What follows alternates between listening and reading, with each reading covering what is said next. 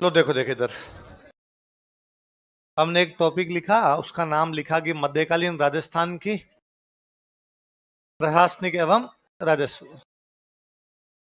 Administrative और revenue system. मैं इस व्यवस्था पे आता हूं। पहले एक नाम लिखा हुआ है प्रशासनिक, कौन सा लिखो, देख हेडिंग डालो, प्रशासनिक व्यवस्था। पहले ये पढ़ते हैं, प्रशासनिक व्यवस्था, एडमिनिस्ट्रेटिव सिस्टम, फिर रेवेन्यू पढ़ेंगे, पहले प्रशासन पढ़ते हैं।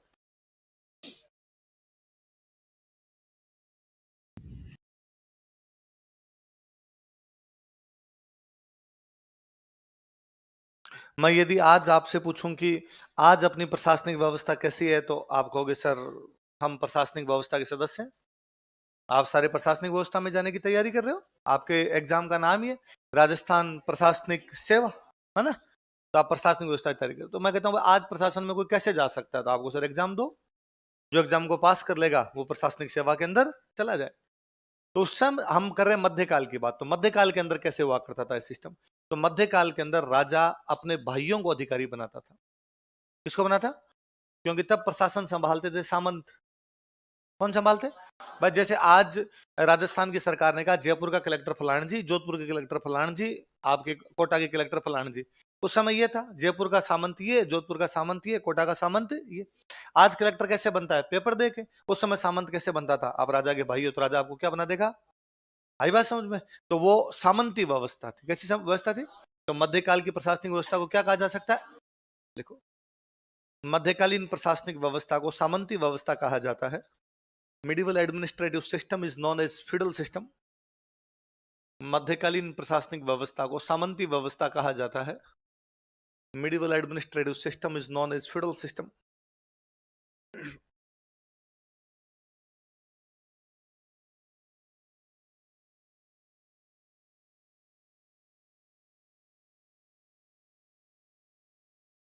सामंती व्यवस्था कहा जाता है is known as feudal system. राजा अपने भाइयों को, या भाइयों को नहीं तो अपने अंकल को, अंकल के बेटे को, उनको ही बनाता। ज्यादातर जैसे गोहिल है तो ज्यादातर सामंत भी कौन होंगे? गोहिल। राठौड़ है तो सामंत भी कौन होंगे? मैं कहता हूं कि राजा अपने ब्लड रिलेटिव को बनाता था। किसको बनाता? तो कई बार ऐसा भी होता, किसी बुआ के बेटे को बना दिया, मामा को बेटे को बना दिया। तो इस सामंती व्यवस्था किस पर आधारित थी?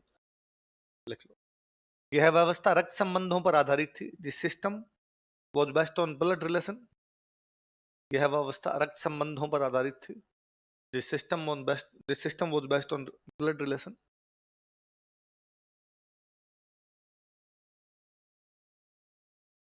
क्या होता है इस व्यवस्था में? इस व्यवस्था में यह था कि एक कोई राज्य है, उसमें एक भाई तो बन जाता था राजा। एक भाई क्या बनता? बड़ा भाई। अक्सर जो बड़ा भाई था वो तो क्या बनता? राजा। और जो अन्य भाई हुआ करते थे उनको भूमि बांटता था। क्या बांटता? लैंड अलॉट किया करता था। वो जो भूमि जिसको मिलती थी वो कहलाती जागीर। क्या कहलाती? या उसको बोलते ठिकाना। क्या बोलते? जिस भाई को जागीर या ठिकाना मिलता उसको बोलते सामंत। क्या बोलते? इस व्यवस्था में बड़ा भाई तो क्या बनता था? राजा। या एक भाई क्या बनता था? राजा। बाकी भाइयों को क्या बांटता था? भूमि। उस भूमि को क्या बोलते? जागीर या ठिकाना। जिसको जागीर या ठिकाना मिलता उसको क्या बोलते? साम। यही था। देखो, इस व्यवस्था में, इन दिस सिस्टम, इस व्यवस्था में, इन दिस सिस्टम, एक भाई राजा बनता था। एक भाई राजा बनता था। One brother became king. एक भाई राजा बनता था, वन ब्रदर बिकेम किंग। तथा वह अन्य भाइयों को भूमि आवंटित करता था। And he allotted land to other brothers. तथा वह अन्य भाइयों को भूमि आवंटित करता था। तथा वह अन्य भाइयों को भूमि आवंटित करता था। And he allotted land to other brothers.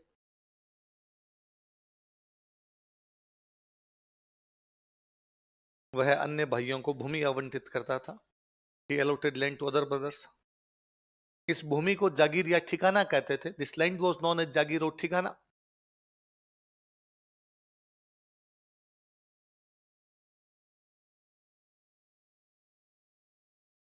इस भूमि को जागीर या ठिकाना कहते थे। This land was known as jagir और ठिकाना। तथा भाइयों को सामंत कहा जाता था। And brothers were known as feudal lords. तथा भाइयों को सामंत कहा जाता था। and brothers were known as feudal lords.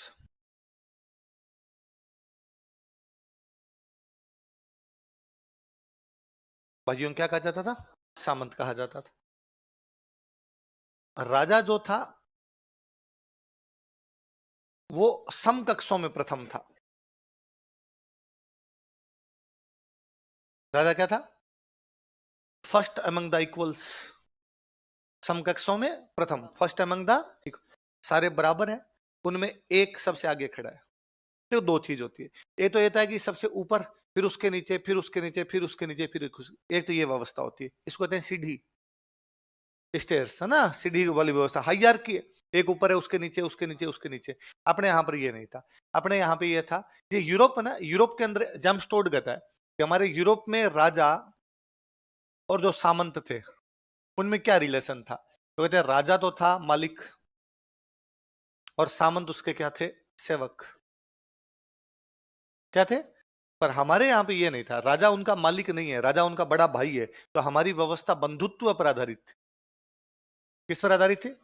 बंधुत्व पर आधारित। तो ये मानते थे कि सारे भाई बराबर है, बस एक भाई के पास बराबर में थोड़े से ज्यादा अधिकार है, इसलिए उसको क्या बोलते थे? आप इस बात को यूं समझिए कि एक क्लास में एक टीचर है और एक स्टूडेंट है। यूरोप की व्यवस्था थी, यह है टीचर और स्टूडेंट, टीचर क्लास का मालिक है। एक अपने वाली जो व्यवस्था थी उसमें राजा टीचर नहीं है, मॉनिटर है। सारे विद्यार्थी बराबर है, लेकिन उनमें से एक क्या बना दिया गया, इसका मतलब ये थोड़ी है क्लास का मालिक है। वो सर को कह सकता है कि सर ये बदमाशी कर रहा था, इसको पीट दो, वो खुद थोड़ी पीट दे।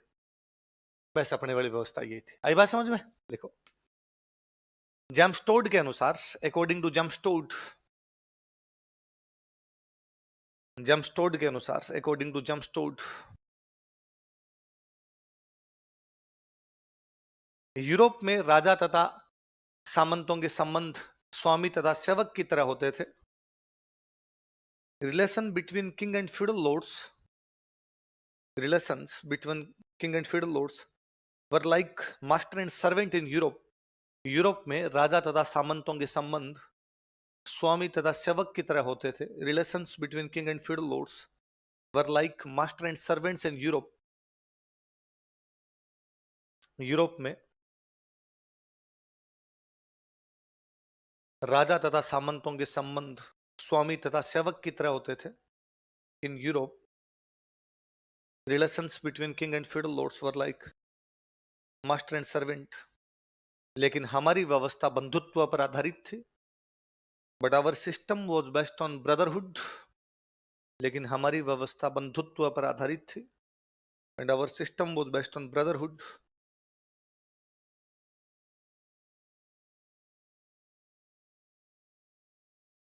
हम कहां का इतिहास पढ़ रहे हैं? सब जगह ये था लगभग।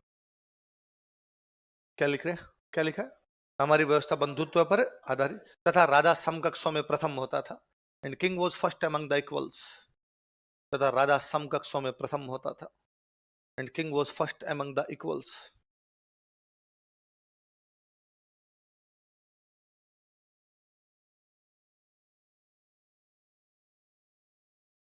राजा क्या होता था? समकक्षों में प्रथम होता था। तो ये माना गया कि भाई जो राज्य है, स्टेट जो है, क्या वो राजा की पर्सनल प्रॉपर्टी है? क्या वो अकेले राजा का है? नहीं साहब, वो अकेले राजा का नहीं है, वो उसकी पर्सनल प्रॉपर्टी नहीं है। तो वो सारे भाइयों की, ये जितने भाई हैं, इन सबकी सामूहिक धरोहर है, कलेक्टिव हेरिटेज है। ये मानते थे कि ये जमीन राजा की है, राजा ने वो जमीन अपने बेटों के अंदर बांट दी। एक बेटे के पास हिस्सा बड़ा है और बाकी बेटों के पास हिस्सा छोटा है, बाकी है सबकी मिली जुली। वो जो बड़ा हिस्सा मिला, इसका मतलब ये नहीं है वो सबका मालिक हो गया, सबका दादा हो गया, उसकी पर्सनल प्रॉपर्टी होगी। सब ये मानते थे बस वो बड़े वाले भाई के पास अधिकार ज्यादा है, हमारे पास अधिकार क्या है? कम। बाकी बपोती है, हमारे बाप की जमीन है, हम सब की है। इसलिए जब भी राजा की कोई लड़ाई होती, सामंत साथ देने के लिए आते। यदि राजा की व्यक्तिगत संपत्ति होती, सामंत कहते तेरी जमीन है, तू जाने तेरा काम जाने। पर जब राजा की जमीन पर हमला होता या राज्य पर जब हमला होता, तो सामंत कहते वैसा भी ये भाई की नहीं है, हमारे बाप की जमीन थी, और बाप की जमीन पर किसी का भी कब्जा होने नहीं देंगे, तो हम भी जाएंगे हमारा भाई का साथ देने। भले बड़ी बात।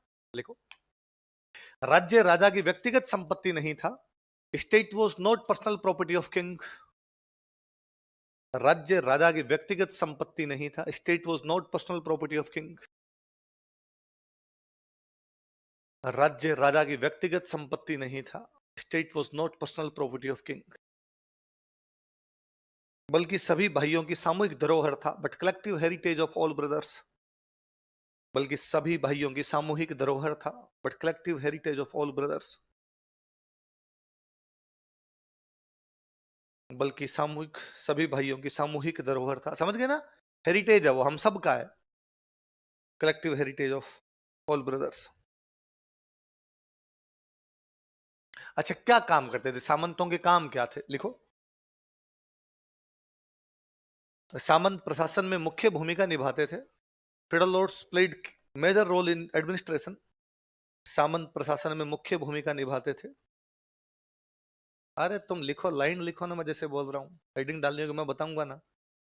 सामंत प्रशासन में मुख्य भूमिका निभाते थे। Federal lords played major role in administration. जैसे कहां का निभाते थे? लिखो जैसे। पॉइंट्स लिखना 2-3 नीचे, है ना? क्या करते थे सामंत? सामंत बेसिकली तो सामंत का काम यह था कि जब भी राजा की लड़ाई हो जाएगी, लड़ने के लिए आना पड़ेगा। सैनिक सेवा क्या देते? मिलिट्री सर्विस दिया करते। सब सामंतों के पास अपनी सेना होती। जब भी राजा की लड़ाई होगी तो सामंत अपनी सेना लेके आएंगे। लिख लो, सैनिक सेवा, मिलिट्री सर्विस। मिलिट्री सर्विस या मिलिट्री असिस्टेंस, सैनिक सहायता दिया करते हो।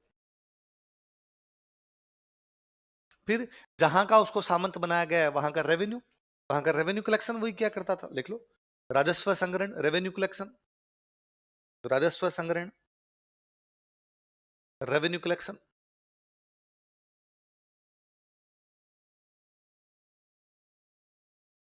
फिर राजा के बाद अगला राजा कौन बनेगा, इसमें भी भूमिका निभाते हैं भाई। ज्यादातर मामलों में तो राजा के बाद उसका बड़ा बेटा क्या बन जाता? राजा। तो कई बार सामंत बताते कि अगला राजा कौन बनेगा। उदय सिंह जी जगमाल को बना के चले गए थे, तो सामंतों ने कहा कि राजा कौन होना चाहिए? लिखो, उत्तराधिकारी का चुनाव या उत्तराधिकारी का चयन, इलेक्शन ऑफ सक्सेसर या नॉमिनेशन ऑफ सक्सेसर। एग्जैक्टली चुनाव तो नहीं करते, नॉमिनेट करते, ये होगा नॉमिनेशन ऑफ सक्सेसर, उत्तराधिकारी का चुनाव।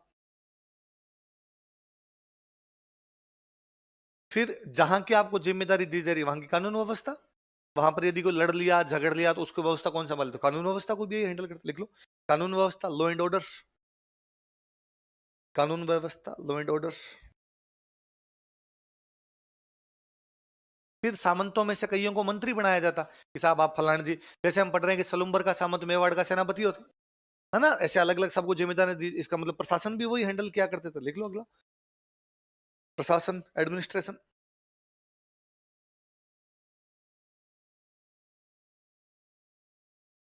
तो ये मुख्य मुख्य काम थे सामंतों के। याद आ जाएगा? जब भी राजा की लड़ाई होगी तो सैनिक सहायता देंगे, राजा की तरफ से क्या लेंगे? टैक्स लेंगे, उत्तराधिकारी का चुनाव करेंगे, वहां का प्रशासन संभालेंगे, वहां की कानून व्यवस्था को संभालेंगे। ये सारे काम कौन करेगा? तो कभी कोई पूछ लेगी भाई राजा सामंतों को जमीन क्यों देता था? ताकि वहां का रेवेन्यू लिया जा सके, वहां की कानून व्यवस्था को संभाला जा सके, वहां के प्रशासन को संभाला जा सके। इन वजह से राजा अपने भाइयों को क्या बांटता? जब एक आदमी तो काम नहीं कर सकता ना। ये थोड़ी है कि एक राज्य में एक मुख्यमंत्री वो सारे काम कर लेगा। मंत्री भी बनाने पड़ेंगे आपको, कलेक्टर भी बनाने पड़ेंगे, एसडीएम बनाने पड़ेंगे, तहसीलदार बनाने पड़ेंगे। किसी ना किसी को तो व्यवस्था सौंपनी पड़ेगी। ये व्यवस्था उनके पास थी। तो हम ये कहते हैं हमारी ये जो व्यवस्था थी ना, ये टेंट के समान थी। किसके समान थी? शादी में जो टेंट लगता है अपना, उस टेंट के समान थी। उसमें क्या होता है? 4 पिलर साइड में होते हैं, एक पिलर बीच के अंदर होता है। बीच वाला पिलर तो है राजा, साइड वाले जो पिलर है वो है सामंत। बीच वाला पिलर तो क्या है? राजा। साइड वाले पिलर क्या है? तो बीच वाले पिलर पे भार ज्यादा है, साइड वाले पिलर पे भार। तो हमारी व्यवस्था किसके समान थी? लिख लो, हमारी सामंती व्यवस्था टेंट के समान थी। अवर feudal system was like a tent.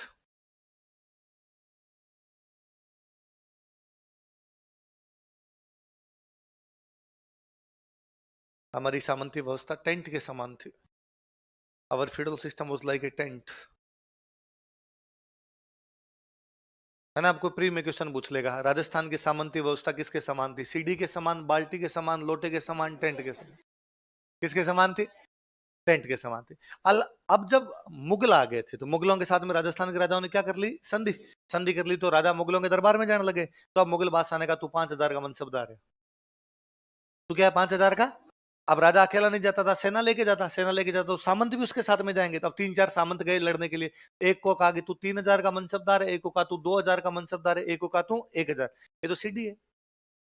5,000, 4,000, 3,000, 2,000 पद सोपान हाईरार्की है। क्या है? तो मुगलों की मनसबदारी के अंतर्गत जब हमारे राजा आए थे तो उनमें भी हाईरार्की आ गई थी। क्या आ गई थी? हाईरार्की आ गई थी। और राजा का कद वो नहीं रह गया था जो पहले था, क्योंकि सामंतों का कद भी अब वो नहीं रह गया था जो पहले था। पहले उत्तराधिकारी का चयन कौन करते? अब मुगल बादशाह। अब 4 भाई है, इनमें से कौन राजा बनेगा? जिसको कौन बनाएगा? मुगल बादशाह। इसलिए हम पढ़ते हैं कि शाहजहां ने बूंदी को तोड़ के कोटा बना दी। उसकी चल रही है तभी तो उसने कर दिया, नहीं भाई साहब इस बेटे को अलग से आप राजा बना दो, क्योंकि अब सामंतों की नहीं चल रही है, अब किसकी चल रही है ज्यादा। तो जब मुगलों की मनसबदारी के अधीन आए थे तो कुछ चेंज आए थे, और उन चेंज के अंदर ये था कि अब उनमें पद सोपान आ गया था। क्या आ गया था? लेकिन मुगलों के दरबार में रहते तब तक ही पद सोपान था। जैसे अपने यहां पर आते उसके बाद ये 5,000 3,000 काम करता नहीं था। फिर व्यवस्था वापस किसके समान हो जाती? लिख लो। मुगलों की मनसबदारी व्यवस्था के कारण, due to Mughal mansabdari system, मुगलों की मनसबदारी व्यवस्था के कारण, due to Mughal mansabdari system,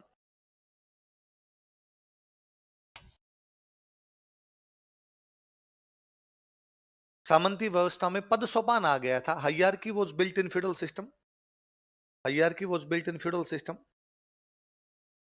पद सोपान समझते हो ना? सोपान का मतलब सीढ़ियां। सामंती व्यवस्था में पद सोपान आ गया था।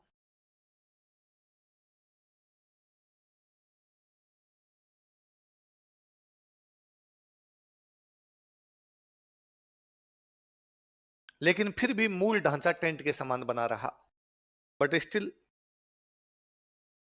Basic structure was remained like a tent. लेकिन फिर भी मूल ढांचा टेंट के समान बना रहा, बट स्टिल बेसिक स्ट्रक्चर वो रिमेन्ड लाइक ए टेंट।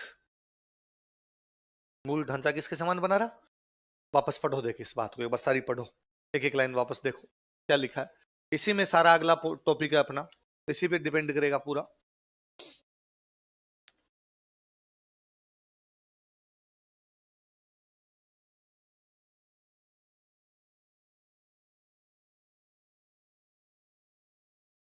हम्म।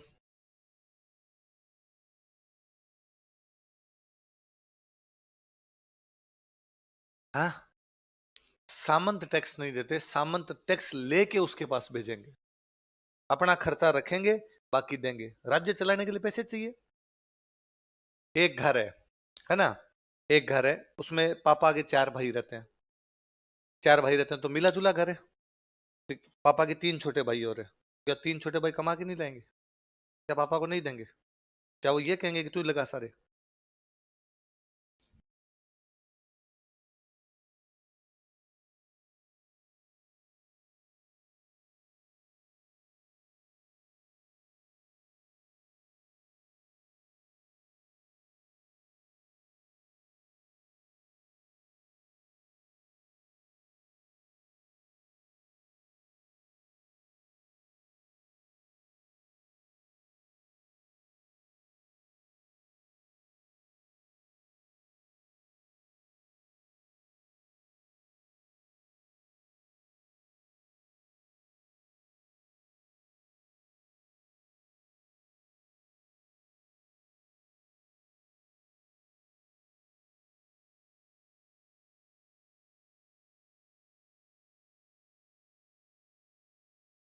पढ़ लिया? आगे मोटी मोटी बात, एक लाइन और लिखते हैं देखो। हमारी जो सामंती व्यवस्था थी ना, वो सम्मान एवं कर्तव्य पर आधारित थी। किस पर आधारित थी? सम्मान एवं कर्तव्य, रेस्पेक्ट एंड ड्यूटी। लिखो फिर मैं समझाता हूं। हमारी सामंती व्यवस्था सम्मान एवं कर्तव्य पर आधारित थी। Our feudal system was based on respect and duty, या ऑनर एंड ड्यूटी। हमारी सामंती व्यवस्था सम्मान एवं कर्तव्य पर आधारित थी। Our feudal system was based on respect and duty.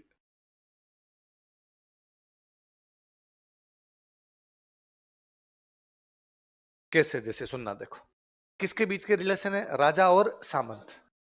राजा सामंतों को रेस्पेक्ट देता है, राजा सामंतों को, सामंत राजा के प्रति कर्तव्य निभाते हैं। क्या कर्तव्य? युद्ध हो तो सेना लेके आ, युद्ध नहीं है तो कानून व्यवस्था देख, मेरा मंत्री बन, उत्तराधिकारी का चयन कर, कानून व्यवस्था संभाल, ये सारे क्या है? कर्तव्य। राजस्व कलेक्शन करके लेके तो कर्तव्य निभाता है। बदले में राजा उनको क्या देता है? इज्जत। क्या देता है? इज्जत देता है। सामंतों ने कहा था कि और हमें कुछ ही नहीं चाहिए, हमें क्या चाहिए? फुल इज्जत चाहिए एकदम। इज्जत के अंदर कोई भी समझौता होना। अब उस बात पर वापस जाइए। इसलिए राजा और सामंतों के बीच के संबंध स्वामी और सेवक की तरह। स्वामी सेवक में इज्जत नहीं होगी। जो मालिक होगा वो तो कहेगा ला रे पानी लोटला, खड़ा हो जा, बैठ जा। अपने यहां पर इस प्रकार की बातें अपने यहां पे था कि राजा भी सामंतों को क्या दिया करता? इज्जत दिया। कैसे? जैसे राजा के भाई सामंत, राजा है, राजा के भाई क्या है? सामंत। अब वो राजा मर गया, उसका बेटा राजा बन गया, तो अब जो सामंत है उसके चाचा है ना, पुराने वाले सामंत है वो क्या है? चाचा है ना। तो वो चाचा को ऐसे थोड़ी कह सकता कि खड़ा उधर। वो दरबार में जब भी आते वो बाकायदा रिस्पेक्ट देता है, अरे चाचा जी है, चाचा जी बैठिए, आप यहाँ पर बैठिए। भले वो ऊपर बैठता है, चाचा जी उसके नीचे वाली सीट के ऊपर बैठेंगे, पर वो चाचा जी को रिस्पेक्ट पूरी दिया करता था। इसका मतलब राजा सामंतों को क्या देता है? सम्मान। सामंत उसके प्रति क्या निभाते हैं? क्या निभाते हैं? कर्तव्य क्या थे? कर्तव्य ये थे, रेवेन्यू कलेक्शन करके लाओ, कर्तव्य सैनिक सहायता दो, कर्तव्य था लॉ एंड ऑर्डर को मेंटेन करो, कर्तव्य था तुम मेरे मंत्री संतरी बनो, यही है। इसका मतलब सामंत रेवेन्यू लेके आते हैं और किसको पास देते हैं? किसको देते हैं? तो सामंत कौन कौन से जो रेवेन्यू थे वो राजा के पास पहुंचाया करते थे? लिखो, अगला हेडिंग डालो, सामंतों द्वारा राजा को दिए जाने वाले कर। सामंतों द्वारा राजा को दिए जाने वाले कर, टैक्सेस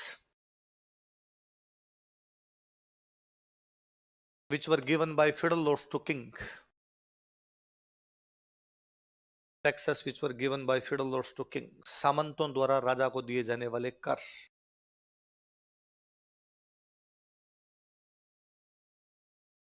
सामंतों द्वारा राजा को दिए जाने वाले कर। एक नंबर लगा के लिखो, रेख।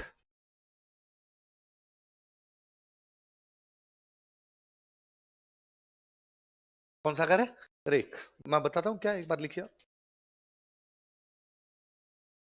अच्छा, टैक्स किस पे लगेगा? इनकम। उस समय इनकम का मुख्य सोर्स क्या होता था? खेती, जमीन। जमीन ही होता था। तो जमीन पे जो टैक्स लगता, खेती पे जो टैक्स लगता, उसको बोलते भू राजस्व। क्या बोलते? Land revenue. क्या बोलते उसको? तो सामंतों द्वारा राजा को जो भू राजस्व जमा करवाया जाता उसको क्या बोलते? ये नॉर्मली ऐसा था कि भाई मैं एक सामंत हूं, मेरे को एक गांव दे दिया, अब इस गांव से मान लो मेरे को 1000 रुपए रेवेन्यू मिला। कितना रेवेन्यू मिला? तो कहा गया खर्चा निकाल ले तेरा। खर्चा कैसे? मेरे पास सेना है तो मेरा खर्चा है, रेवेन्यू के लिए मेरे आदमी जा रहे हैं तो उनका खर्चा है, मैं कानून व्यवस्था देखता हूं तो मेरे पास पुलिस है तो उसका खर्चा है, मेरे नीचे भी थोड़े बहुत मंत्री संतरी और मेरे काम करते हैं तो उनका खर्चा है। ये खर्चा निकाले, कितना खर्चा हो? तो मैंने कहा भाई 450 रुपए खर्चा हो। रख तेरा 450, कितना बचा? 550 जमा कराते। तो अपना खर्चा निकाल लिया करता था और बाकी वो किसके पास? राजा के पास भेज दिया करता। तो सामंतों द्वारा राजा को जो भू राजस्व है जमा करवाया जाता था उसको क्या बोलते? क्या बोलते? रेख। ये रेख दो प्रकार की होती, इसके दो नाम थे, दो प्रकार की होती। एक को बोलते पट्टा रेख। क्या बोलते थे? पट्टा रेख। एक को बोलते थे बर्तू रेख। क्या बोलते? कौन कौन सी दो बताओ देखे? पट्टा रेख और पट्टा क्या होता है? जमीन के कागज। अपने अभी कहते हैं प्लॉट का पट्टा है क्या तुम्हारे पास? कहते हैं। तो वैसे वैसे जब भी किसी को जागीर दी जाती तो उसको क्या दिया जाता? पट्टा। तो जैसे मान लो मेरे को जागीर दी, तो जो राजा मेरे को जागीर देगा लिख के देगा कि भाई यह जागीर राजवीर को दी जा रही है, इस जागीर से 1000 रुपए राजस्व प्राप्त होगा। कितना प्राप्त होगा? तो पट्टा रेख कितनी हो गई मेरी? कितनी हो गई? 1000। अब मैं इस गांव में आया, मेरे को ये गांव मिला, आपका गांव मिला, मैं आपके गांव में आया, मैंने आपसे टैक्स लिया, आपका टैक्स आया मेरे पास 900 रुपए। कितना आया?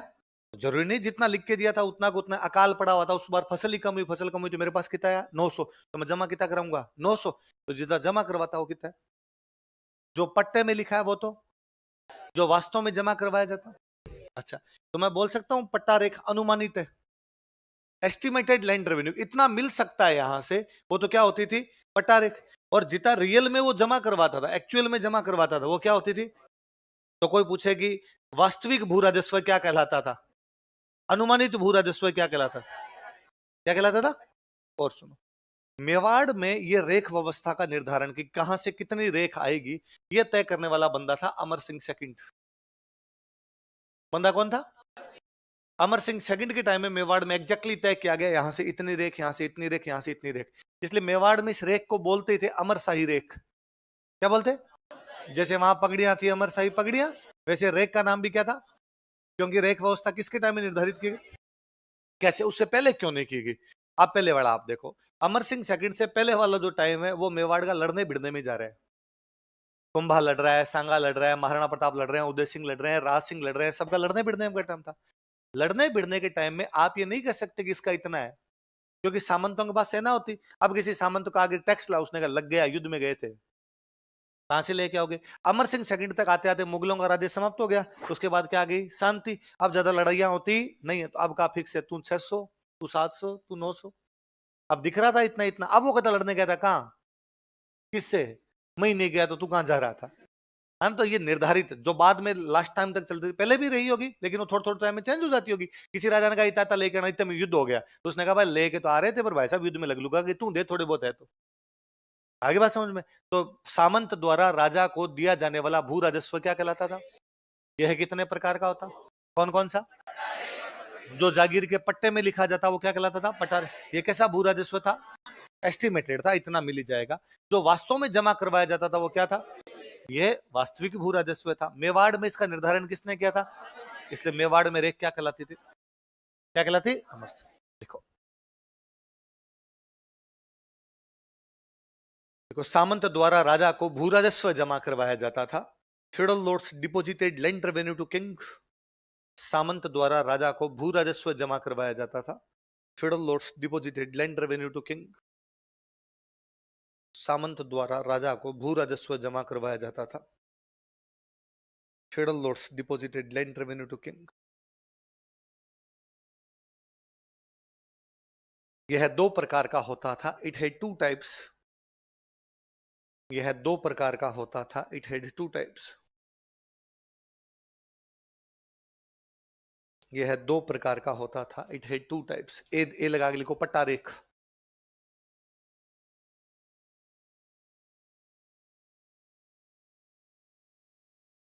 पट्टा रेख आगे लिखो। यह अनुमानित भू राजस्व था। It was estimated land revenue. यह अनुमानित भू राजस्व था। It was estimated land revenue.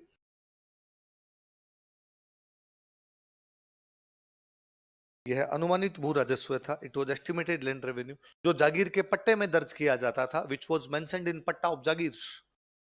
जो जागीर के पट्टे में दर्ज किया जाता था। विच वॉज मेंशन्ड इन पट्टा ऑफ जागीर।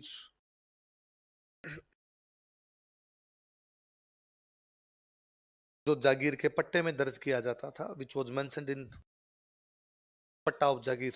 बी लगा अगली को, भरतू रेख।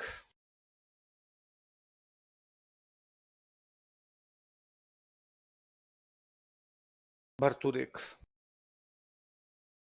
यह वास्तविक भू राजस्व था। It was actual land revenue. भरतू जो भरा जाता है ना, फीस भर दी, वैसे वैसे आपके लैंड रेवेन्यू भर दिया तो वो क्या हो गया? भरतू रेख। यह वास्तविक भू राजस्व था। It was actual land revenue. यह वास्तविक भू राजस्व था। It was actual land revenue, जो सामंत द्वारा जमा करवाया जाता था। Which was deposited by feudal Lord. जो सामंत द्वारा जमा करवाया जाता था। Which was deposited by land revenue, sorry feudal Lord, deposited by feudal Lord, जो सामंत द्वारा जमा करवाया जाता था। लाइन चेंज करके लिखो। मेवाड़ में, इन मेवाड़, महाराणा अमर सिंह सेकंड ने रेख व्यवस्था का निर्धारण किया था। महाराणा अमर सिंह सेकंड डिसाइडेड रेख सिस्टम। महाराणा अमर सिंह सेकंड ने रेख व्यवस्था का निर्धारण किया था। महाराणा अमर सिंह सेकंड डिसाइडेड रेख सिस्टम। अमर सिंह सेकंड ने रेख व्यवस्था का निर्धारण किया था। डिसाइडेड रेख सिस्टम। अतः इसे अमर शाही रेख कहा जाता था। So it was known as amar शाही रेख। अतः इसे अमर शाही रेख कहा जाता था। So it was known as amar शाही रेख।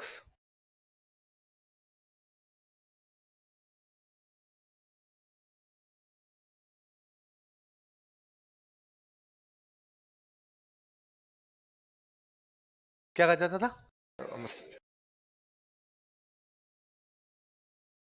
अगला लिखो चाकरी, 2 नंबर लगा के लिखो चाकरी।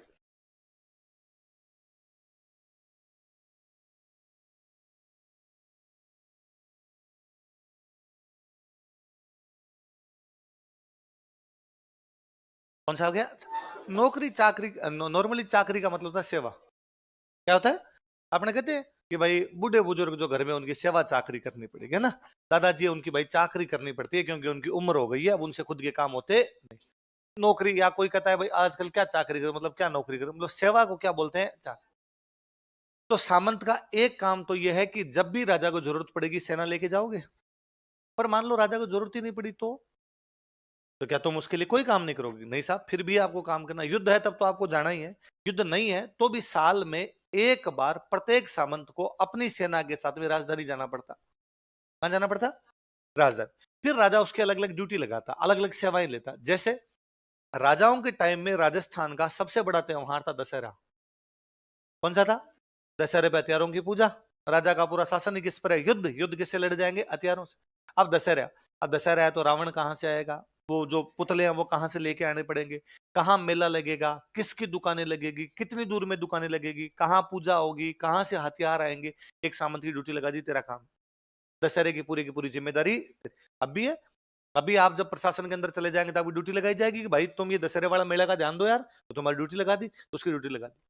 ऐसे कोई और सामंत गया, कभी और सामंत गया तो उसको कहा कि भाई राजा की मम्मी तीर्थ यात्रा करने के लिए जा रहे हैं।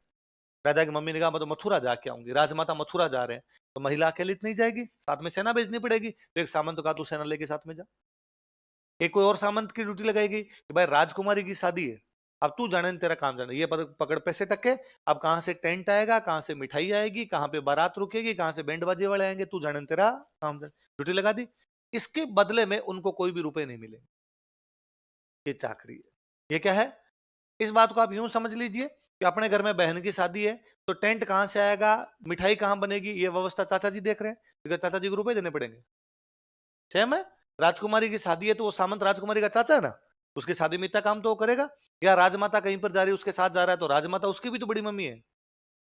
आगे बात समझ में? फिर राज्य राजा की व्यक्तिगत संपत्ति नहीं है, वो सबकी सामूहिक जरूरत। तो दशहरे का मेला सबका है भाई साहब, तुम काम करो। तो सामंतों द्वारा राजा को जो सेवाएं दी जाती थी उसको क्या बोलते हैं? सैनिक सेवा के अलावा जो बाकी सेवाएं थी उनको क्या बोलते हैं? चाकरी। देख लो, सामंतों द्वारा राजा को सेवाएं प्रदान की जाती थी। Feudal lords provided services to king.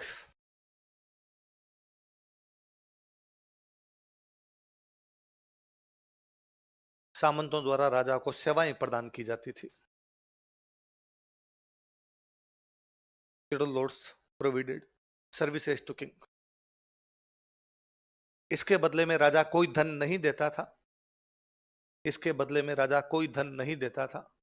King didn't give any money return to it. इसके बदले में राजा कोई धन नहीं देता था।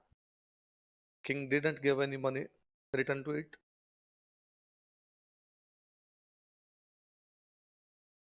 फिर इसका एक एक्सेप्शन था, अपवाद था, जैसलमेर। जैसलमेर के अंदर जो सामंत थे उनको राजा सेवाओं के बदले में धन दिया करता। भाई तुम काम करो, मैं तुम्हें इसके बदले में क्या दे दूंगा? पैसे। लिख लो, अपवाद जैसलमेर, एक्सेप्शन जैसलमेर, अपवाद जैसलमेर। तो कोई पूछेगा कौन से राज्य में राजा चाकरी के बदले में सामंतों को धन प्रदान किया करता था, तो कौन सा था? जैसलमेर।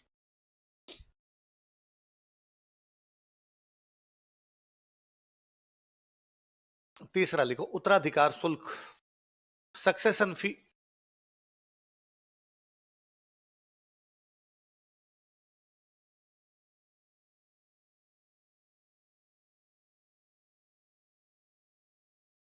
सक्सेशन चार्ज लिख लो, सक्सेशन फी लिख लो, उत्तराधिकार शुल्क। एक सामंत है, वो सामंत मर गया, तो अगला सामंत कौन बनेगा? उसका बेटा। नॉर्मली ये था, एक सामंत है तो उसके बाद अगला सामंत कौन बनेगा? उसका बेटा। पर ये माना जाता था कि जब भी सामंत मरे उसका बेटा सामंत बने तो राजा से परमिशन ले। किसे परमिशन ले?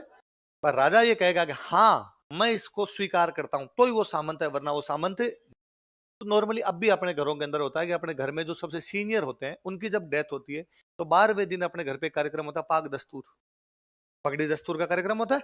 नॉर्मली होता है कि परदादा जी की डेथ हो गई तो दादाजी की बनती है, दादाजी की डेथ हो गई तो ताऊ जी की बनती है, जो भी अपने घर में सबसे बड़ा उनके वो पगड़ी बन जाती है। सेम वही सामंत की डेथ हो गई तो 12वें दिन सामंत का पाक दस्तूर का कार्यक्रम होगा, उसका जो बेटा सामंत बनेगा उसके क्या बांधी जाएगी, पगड़ी बंद। तो अब एक राज्य है, उस राज्य में एक कोई ठिकाना है, उस ठिकाने का सामंत मर गया, इस ठिकाने के अंदर 12वें दिन उसका पाक दस्तूर का कार्यक्रम है। तो राजा अपने 2 आदमी यहां पर भेजता, कहां भेजता, ठिकाने में, 2 आदमी उस ठिकाने में भेजता। वो राजा की तरफ से तलवार लेके जाते, क्या लेके जाते, वो जब उसके पगड़ी वगड़ी बांध के वो जब बैठता तो उसके हाथ में तलवार पकड़ाते। इसका मतलब राजा ने अब लड़ाई का जिम्मा तुझे दे दिया, राजा ने वो तलवार तेरे को भेंट कर दी है। अब आज के बाद राजा ये मानता है कि तू उसका क्या है, सामंत। तलवार दिया करते, क्या दिया करते, जैसे वो उसके हाथ में तलवार भेंट करते, राजा के जो आदमी उसके हाथ में तलवार भेंट करते, वो जो बंदा जो सामंत बन रहा है नया, वो उनको कुछ पैसे दिया करता, वो टैक्स है, वो है उत्तराधिकार शुल्क। क्या है, तलवार के बदले में मिलता, इसलिए मेवाड़ में इसको बोलते थे तलवार बंधाई। क्या बोलते, ये जो उत्तराधिकार शुल्क था तलवार बांधते उसके बाद में लिया करते, इसलिए इसको क्या बोलते। कौन किसको दे रहा है, सामंत राजा को। कौन दे रहा है, सामंत। कब, जब वो सामंत की गद्दी पर बैठ रहा है, मतलब नए सामंत द्वारा राजा को दिया जाने वाला कर कौन सा था, मेवाड़ में। क्योंकि तलवार के बांध देते, इसलिए तलवार के बांधने के बाद देते, इसलिए नाम क्या था, या इसका एक नाम और था केद खालसा। क्या नाम था, सुनो देखो बात, राजा के पास जो जमीन है उसको क्या बोलते हैं, खालसा। सामंतों के पास जो जमीन है उसको क्या बोलते हैं, जागीर। सामंत मर गया, अब यहाँ पे नया सामंत बैठेगा, नया सामंत बैठेगा तो राजा के आदमी उसके हाथ में क्या देंगे, तलवार। तलवार देंगे तो वो राजा को उसके बदले में क्या देगा, टैक्स। मान लो टैक्स ना दे तो सामंत नहीं माना जाएगा। टैक्स नहीं दे रहा तो सामंत नहीं, सामंत नहीं है तो राजा कहेगा आज के बाद मैं तेरी जो जागीर है उसको खालसा में मिला लूंगा। किस मिला लूंगा, तेरे को जागीर से हटाया जाता है, तेरी जागीर को किसमें मिलाया जाता है, खेलसा, खालसा में, तो तेरी जागीर को खालसा में कैद कर लूंगा। या तो टैक्स दो या तो उत्तराधिकार शुल्क दो, वरना तुमसे जागीर छीन ली जाएगी, उसको किसमें मिला दिया जाएगा, खालसा। इसलिए टैक्स का नाम क्या था। पर ये नहीं कहते थे टैक्स, नॉर्मली ये मानते कि टैक्स नहीं है तो कि जो भी नया सामंत बनेगा वो राजा को गिफ्ट देगा, जो भी नया सामंत बनेगा वो राजा को वो गिफ्ट भेज रहा है, कोई टैक्स वैक्स नहीं। भाई साहब तलवार बांधी, तलवार बांधने वो बाद में करेगा, साहब मेरी तरफ से राजा जी को गिफ्ट ले जाके दे देना। अपने राजस्थानी भाषा में गिफ्ट को बोलते नजराना, क्या बोलते हैं। इसलिए मेवाड़ में ये जो नए सामंत द्वारा राजा को दिया जाने वाला टैक्स था, इसके 3 नाम थे। क्या क्या नाम थे, तलवार बंदाई नाम क्यों है, पहले तलवार बनती उसके बाद दिया जाता। कैद खालसा क्यों है, नहीं दिया तो जमीन खालसा में कैद हो जाएगी। नजराना क्यों है, और बताऊं, वो जो 2 आदमी आते थे, तो 2 आदमी आके तलवार बांधते और तलवार बांध के उसके बदले में गिफ्ट या टैक्स जो बोलते वो लेके जाया करते। अपने यहाँ पे उन 2 आदमियों को बोलते जब्ती। क्या बोलते, टैक्स नहीं दिया तो जब्त कर लेंगे। यदि टैक्स नहीं दिया तो उस जागीर को, उस भूमि को क्या कर लेंगे, तो उसका नाम ही क्या था। तो वो 2 जब आते कि जब्ती आ गई, क्या आ गई, अब जब्ती आ गई तो उनको क्या देना पड़ेगा, टैक्स। पर वो राजा की तरफ से तो रूल था भाई, राजा की तरफ से तलवार आएगी, तलवार उसके हाथ में दे दी जाएगी, उसके बदले में वो क्या दे देंगे, रुपए। तो मेवाड़ में क्या क्या बोलते हैं इसको, तलवार बंदाई, कैद खालसा, और अलग अलग थोड़े नाम थे। मारवाड़ में इसके 2 नाम अलग थे। मारवाड़ में इसका एक नाम तो था हुक्मनामा। क्या नाम था, इसका मतलब है कि जो नया सामंत है वो राजा को टैक्स चुका देगा तो राजा उसको क्या मान लेगा, सामंत, तो उसके नाम से हुक्म चलेगा। पिछले नाम सामंत के नाम से हुक्म चल रहा था, अब यदि नए वाला टैक्स दे देता तो उसके नाम से हुक्म चलेगा। इसलिए हुक्म चलाने के बदले में जो टैक्स मिल रहा है उसका नाम क्या है, या इसका एक नाम था पेशकशी। क्या नाम था, पेशकश का तो मतलब ही वही होता है, रिश्वत टाइप का कुछ। आज भी आता है कि उसके ऊपर छापा मारने के लिए गए और उसने अधिकारियों को 10 लाख रुपए देने की पेशकश की, मैं इतने दे दूंगा भाई साहब, छोड़ छाड़ दो। तो वो कह रहा भाई साहब ये लो और मेरे को क्या मान लो, एक प्रकार से वही गिफ्ट टाइप का कुछ हुआ करता। इसलिए मारवाड़ में इसको क्या बोलते, हुक्मनामा। और तो अब कोई आपसे पूछ ले कि नए सामंत द्वारा राजा को दिया जाने वाला टैक्स क्या कहलाता था, उत्तराधिकार शुल्क। इसे मेवाड़ में क्या क्या कहते थे, और नजराना। इसे मारवाड़ में क्या कहते थे, कब लगता था ये, नए सामंत द्वारा किसको दिया जाता था, लिखो,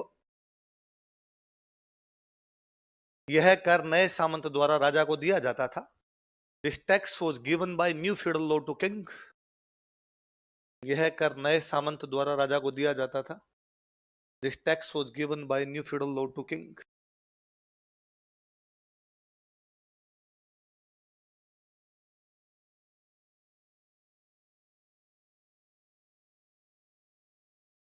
नए सामंत द्वारा राजा को दिया जाता था। इसे अलग अलग नामों से पुकारा जाता था। इसे अलग अलग नामों से पुकारा जाता था। It had various names. इसे अलग अलग नामों से पुकारा जाता था। It had various names. जैसे लिख लो, मेवाड़ में क्या कहते, मारवाड़ में क्या कहते।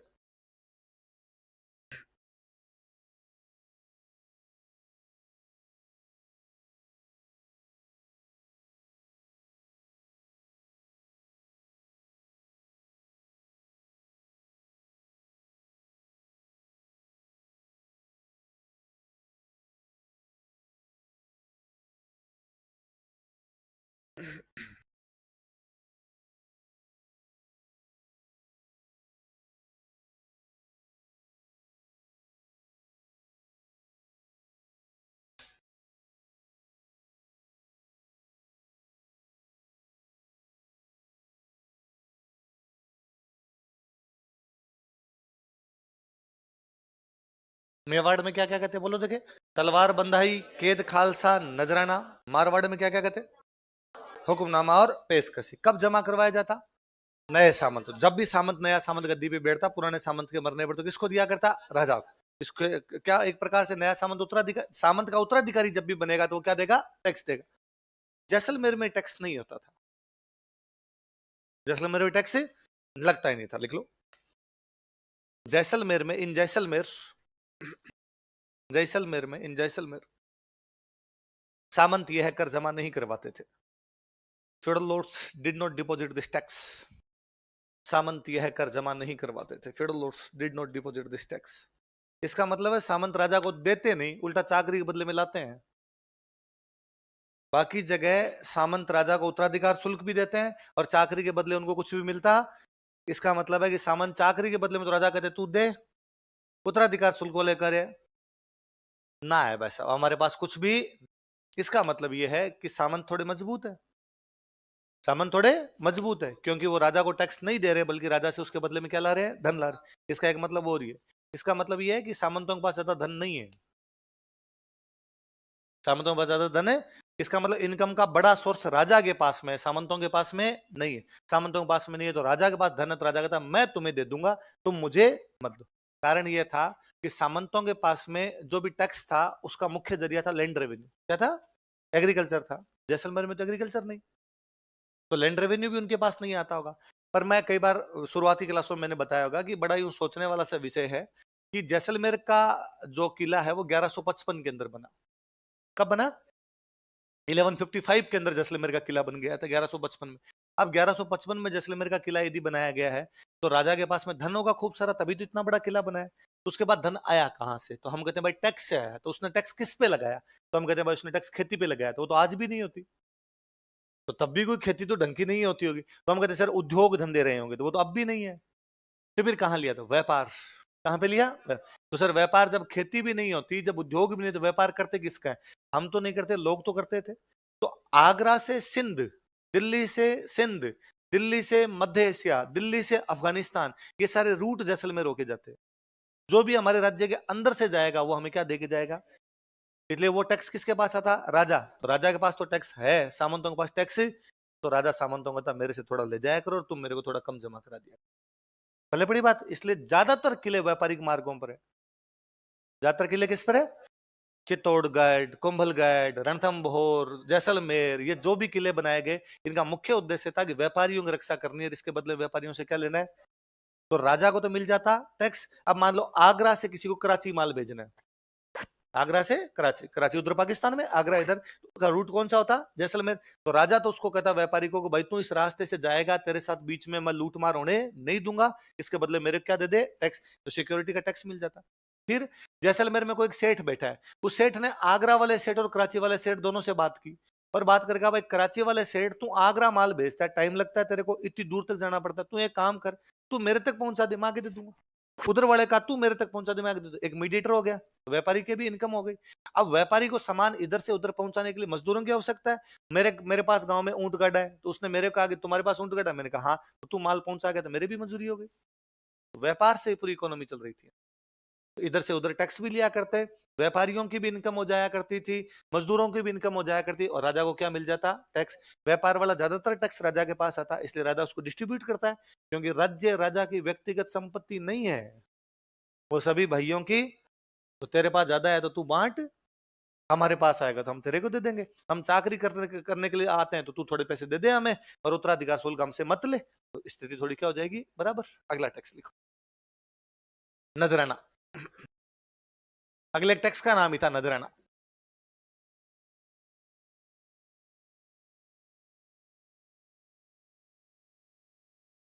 टैक्स का नाम ही क्या है? नजराना। नजराना का मतलब अभी मैंने बताया गिफ्ट, है ना। राजस्थानी में नजराना का मतलब क्या है? गिफ्ट। राजा का जो सबसे बड़ा बेटा होता, राजा का जो सबसे बड़ा राजकुमार होता, उसको बोलते युवराज। क्या बोलते हैं? युवराज बोलते हैं। राजा का वह बेटा जो अगला राजा बनेगा, सबसे बड़ा जो राजकुमार है, उसको क्या बोला करते हैं? युवराज। इस युवराज की जब पहली शादी होगी, युवराज की, भाई युवराज 10-12 शादियां करता, पर उसकी जो पहली शादी होती वो बड़ी धूमधाम से करते। राजा अपने राजकुमार की पहली शादी होती किसी बड़े राजा के परिवार में जाके करता, बड़े धूमधाम से करता। अब धूमधाम से करेगा तो रुपए ज्यादा चाहिए कम चाहिए? तो सारे सामान टैक्स दो। सारे सामंत क्या दो? तो युवराज के प्रथम विवाह के अवसर पर सामंतों द्वारा राजा को दिया जाने वाला गिफ्ट या कर क्या कहलाता? पर पहली में देंगे, उसके बाद राजकुमार बोले 10 ब्याह करें 12 करें, उसके बाद हम टैक्स जमा, बाकी में रुपए लगते भी नहीं। बाकी फिर वो था कि अब जाके तू करिया, अकेले जाके करिया कहीं पर, तुम्हें ज्यादा धूमधाम की आवश्यकता नहीं। देखो देखो, युवराज के प्रथम विवाह के समय, on first marriage of prince, युवराज के प्रथम विवाह के समय, on first marriage of prince, सामंत राजा को कर दिया करते थे। शेडलोस डिपोजिटेड टैक्स टू किंग, सामंत राजा को कर दिया करते थे। शेडलोस डिपोजिटेड टैक्स टू किंग। ये कुछ वैसा ही है, आज भी गांव के अंदर अपने घर में शादी है तो चाचा जी अपने घर बांध जमा करवा के जा रहे हैं ना।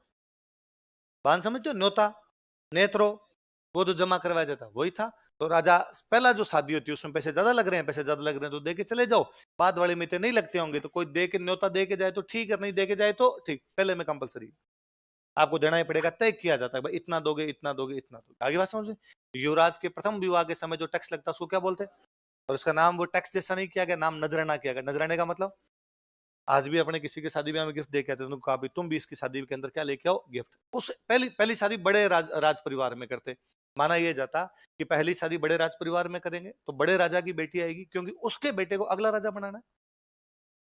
उसका जो बेटा होगा वो क्या होना चाहिए? अगला। तो किसी बड़े परिवार के लेके आओ, क्यों? क्योंकि बड़े परिवार की राजकुमारी लेके आओगे, उसका बेटा अगला राजा बनेगा, तो दो राज्यों के बीच के रिलेशन बहुत अच्छे हो जाएंगे, इसलिए आपस में लड़ाइयां नहीं। कहीं ना कहीं थोड़ा बहुत वैवाहिक संबंधों से जितना हो सके शांति व्यवस्था स्थापित करने का प्रयास है किया जाए। फिर राजकुमार की मर्जी है, उसके बाद राजकुमार को पसंद आ गई राजकुमारी तो ब्याह कर ले, तो दूसरी जगह और ब्याह करनी है और ब्याह कर ले। फिर राजकुमार कई सारे ब्याह करता था, उनमें कई शादियां वैसे ही होती थी, बहुत नॉर्मल परिवारों में राजकुमार शादी करके आ जाता था। अब वहां पे पैसे नहीं लग रहे तो वहां पे टैक्स देने की भी आवश्यकता। अगला लिखो। हाँ हाँ। हम्म। हाँ। हम्म। ज्यादातर मामलों में होता था, अपवाद नाम की भी तो चीज होती। हाँ। किसका? भाई चाकरी टैक्स, भाई टैक्स का मतलब रुपए थोड़ी होते हैं, है ना। वो काम कर रहे हैं वो भी तो रुपए के बराबर है ना। ये ठीक वैसा ही है कि तुम मुझे आके कहो कि सर मैं इस बार फीस जमा नहीं करवाऊंगा, हमारे 10 बाजरे की बोरी पड़ी है, आप ले लो, है ना। या तुम मुझे आके ये कह दो कि सर मेरे से इस बार फीस मत लेना, मैं सुबह सुबह 5 घंटे आगे रिसेप्शन पे सर्विस दे दूंगा। ये भी तो है ना, ये फीस का जरिया है ना अपने आप में, तो टैक्स ही तो है एक प्रकार का, और क्या है। उसका लेने का तरीका अलग है, वो कैश में नहीं लिया जा रहा, वो सर्विसेज के रूप में आपसे लिया जा रहा है। अगला हुआ न्योत। अगला कौन सा था? न्योत कर। न्योत टैक्स ही लिख लो, बोले न्योत कर, न्योत कर, न्योत टैक्स।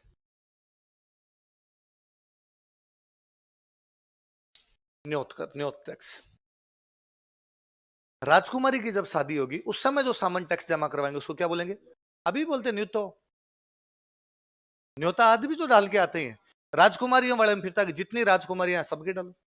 कारण ये था, पहली बात तो कि राजकुमारियां ज्यादा होती नहीं थी, कम ही हुआ करती थी। फिर यदि राजकुमारियां ज्यादा भी है तो लोग अच्छा मानते थे, कन्यादान देना बुरा कौन माने? सेम सी बात थी। लिखो, राजकुमारियों के विवाह के समय ऑन मैरिज ऑफ प्रिंसेस, राजकुमारियों के विवाह के समय on marriage of princess,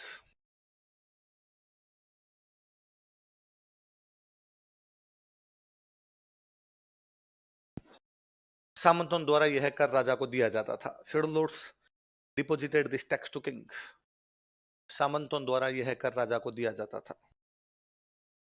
schedule lords deposited this tax to king,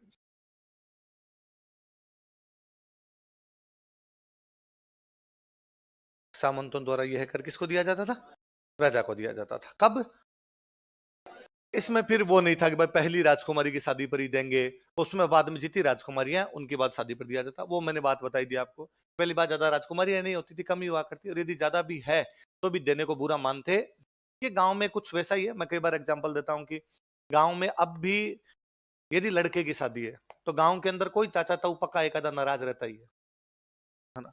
गांव में कभी भी सारे भाई भाई राजी नहीं रहते, और गांव में सारे भाई भाई राजी है तो लोग यूं बातें और करते हैं, राजी कैसे भाई साहब, ये तो बात गलत है। एक दो बार तो लड़ ठोकर एक दूसरे के, और अपने लड़ाई को गांव में बुरा भी नहीं मानते कि भाइयों भाइयों में लड़ाई, अपने कहते हैं भाई साहब हमारे थोड़ी है, महाभारत से है, कौरवों पांडवों में नहीं बनी तो हमारे में भी बनती नहीं। और गांव में बड़ी छोटी छोटी बातों को लेकर लड़ाई रहती है कि तुम्हारी नाली का पानी हमारी तरफ आ जाता है, तुम्हारी बकरियां हमारी तरफ आगे चली जाती है, उस प्रकार की लड़ाइयां, चरपेटे की लड़ाइयां है कि हमारा मकान और चाचा जी का मकान यहाँ पर है, अब इस मकान के ऊपर से ऊपर वाली दीवार उठानी, तो हमने दीवार उठा दी तो दूर वाले कहेंगे कि आपने क्यों उठा दी। इस प्रकार की लड़ाइयां, खेत की मेड़ को लेकर लड़ाइयां। आप जब एसटीएम बनोगे तो आप देखोगे रेवेन्यू के सारे मामले भाइयों भाइयों के। आपके पास सबसे अधिक जो मुकदमे आएंगे जमीन के आएंगे। जमीन के मुकदमे किसके हैं? भाइयों भाइयों के। हर गांव के अंदर को सैकड़ों मुकदमे आपस में भाइयों भाइयों के चल रहे हैं जमीन को लेकर। जमीन की थी तो 5 बीघा जमीन है, 1 बीघा जमीन है, 5 फुट जमीन, इस प्रकार के। पर है व्यवस्था वही है। तो अब भी होता है कि मान लो अपने और चाचा जी के अंदर मनमुटाव है किसी भी बात को लेके, और घर के अंदर यदि लड़के की शादी है तो चाचा जी तब तक नहीं आएंगे जब तक हम उनको बुला के नहीं लाएंगे। वो पूरे नखरे करते हैं, पूरे नोहरे निकलवाते हैं। होता क्या है कि आप भी फिर उस एटीट्यूड के अंदर रहते हो और आपको जब नहीं बुला के ला रहे, इनके बिना कौन से बेटे का ब्याह नहीं होगा, और नहीं बुला के लाएंगे हम। पर होता है शादी से 2-3 दिन पहले आते हैं रिश्तेदार, और रिश्तेदारों का एक ही काम होता है लड़ाई भड़काना, उनका काम सुलझाना। वो फूफा मामा टाइप के जो लोग आते हैं वो आ कहते हैं भाई फलान जी आ रहे हैं कि नहीं आ रहे, तो आप कहते नहीं आ रहे, हमारी बनती नहीं है, क्यों बुलाए उनको, और वो खुद ही यूं नखरे में रहता है, एटीट्यूड के अंदर रहता है। और भाई साहब ऐसे शादी ब्याह के अंदर रिश्तेदार आएंगे, रिश्तेदारों में भाई आके नहीं बैठेगा तो कोई मतलब ही नहीं, और आपको चलना चाहिए। वो उनके पास जाके उनको और भड़काते हैं कि नहीं बुलाया क्या, वो भी उधर कहते हैं। फिर फाइनली वो समझौता टाइप का भी करवाते हैं, और वो अपने को राजी करते हैं, अपने कहते हैं कि चलो उनके पास और उनको बुला के लेके आओ तभी वो आएंगे, वरना आएंगे नहीं। लोग प्रेशर में भी आते हैं, बुलाने के लिए भी जाते हैं चाचा जी को, और अपने को आमने सामने बिठाते हैं, बीच में मामा फूफा टाइप के जो लोग होते हैं वो बैठते हैं, आपस में समझौता करवाया जाता है। उनकी थोड़ी बहुत जो भी गिले शिकवे होते हैं अपने साथ, भाई मुझे जमीन का टुकड़ा कम दिया था, अपने से हाँ भरवाते हैं, इनको को जमीन का टुकड़ा दे देंगे, इतने रुपए जो बाकी थे वो दे देंगे। चाचा जी भी फाइनली मान लेते हैं, उधर वाला कहते हैं वाह वाह वाह ठीक है मान लो मान लो। चाचा जी ज्यादातर मामलों में मान जाते हैं, दरवाजे के पीछे खड़ी रहती है चाची 420 होती है इस मामले में। वो बाद में दरवाजे के पीछे से बाद में वैसे कहते हैं कैसे कैसे मान जाए, हमें तो बर्तन भी कम ही दिए थे, कटोरियां 4 ही मिली थी, 7 तो मेरे पीर से ही आई थी, 3 तो ये खागेर, इनके घर में अभी भी जाके देख लो मेरे पापा के नाम की कटोरियां मिल जाएगी इनके तो। फिर उधर से वो कोई मामा फूफा टाइप के होते हैं, वही कहते हैं वाह वाह बीननी वाह, मोटो पेट को बीननी, अरे बस। वो दिलीप सर का है जैसे कि गांव में यूं कोई बीननी लड़ती है तो बाद में कहता है बीननी जोरू मत बोलो 12 लोग सुने, बीननी कहती है इसीलिए तो बोल रही हूँ कि बाहर वाले सुन ले इसीलिए तो बोल रही हूँ मैं। तो समझा बुझा के उनको लाया जाता। लड़के की शादी में उनको राजी करना पड़ता है, लड़कियों की शादी में कोई नहीं जाता राजी करना। हाँ?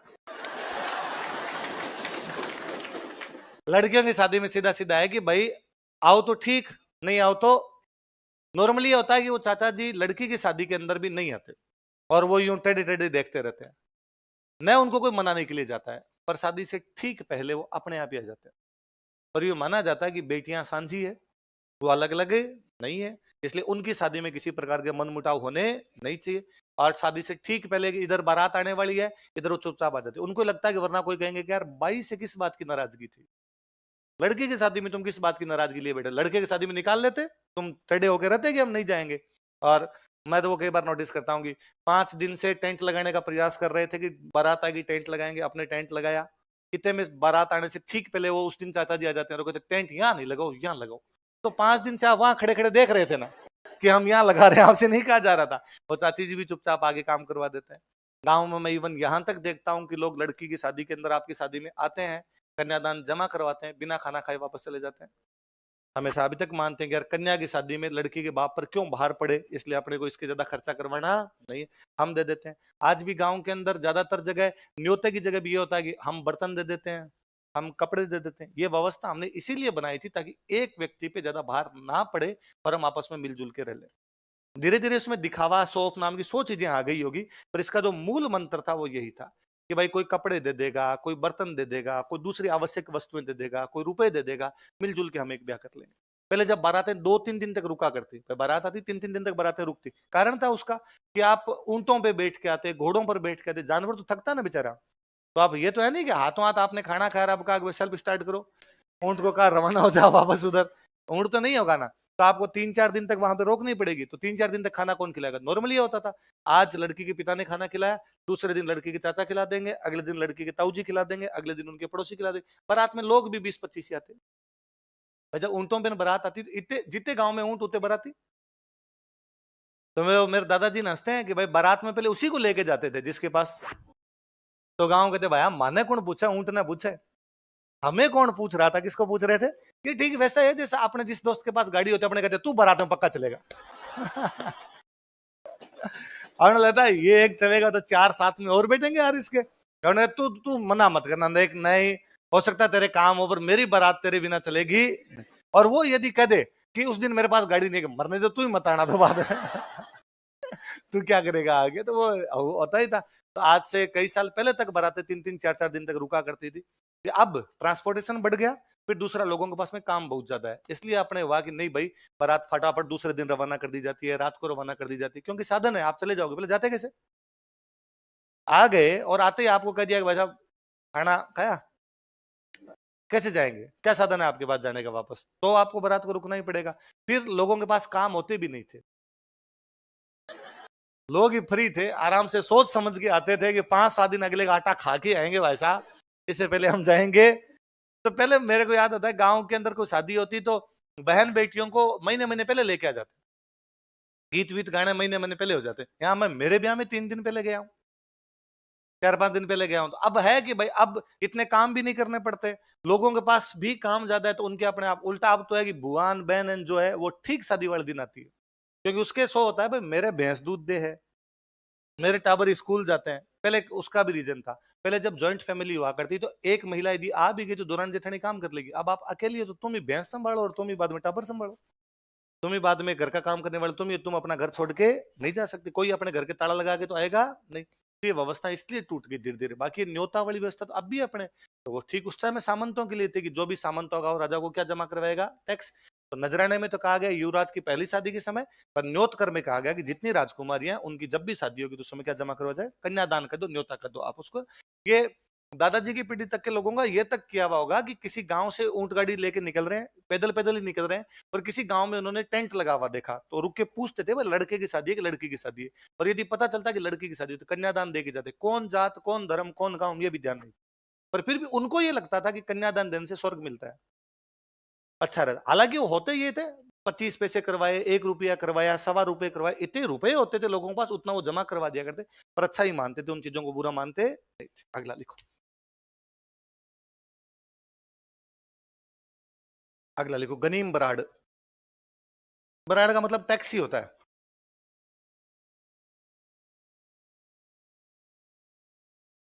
अगला लिखो, गनीम बराड़। गनीम का मतलब होता है बेसिकली युद्ध, आपत्ति काल, है ना। देखो आप एक बात याद करो, मैंने हमीर के टाइम में एक बात लिखाई थी कि हमीर ने कर उस समय बढ़ाए थे जब युद्ध चल रहा था, ऐसा सभी राजाओं द्वारा किया जाता था, इससे पहले हमीर ने कभी भी करे युद्ध के समय राजा तो सामंतों से कर लेता, उसको क्या बोलते? भाई युद्ध के टाइम में पैसे ज्यादा चाहिए कम चाहिए, तो फिर राजा सामंतों का था भाई बाकी तो दिए वो दिए में, अब देखो पैसे क्या हो सकता है, थोड़े थोड़े और लेके आओ। तो वो जो टैक्स था वो कौन सा था, देख लो। युद्ध के समय ड्यूरिंग वॉर, युद्ध के समय ड्यूरिंग वॉर सामंतों द्वारा राजा को यह कर दिया जाता था।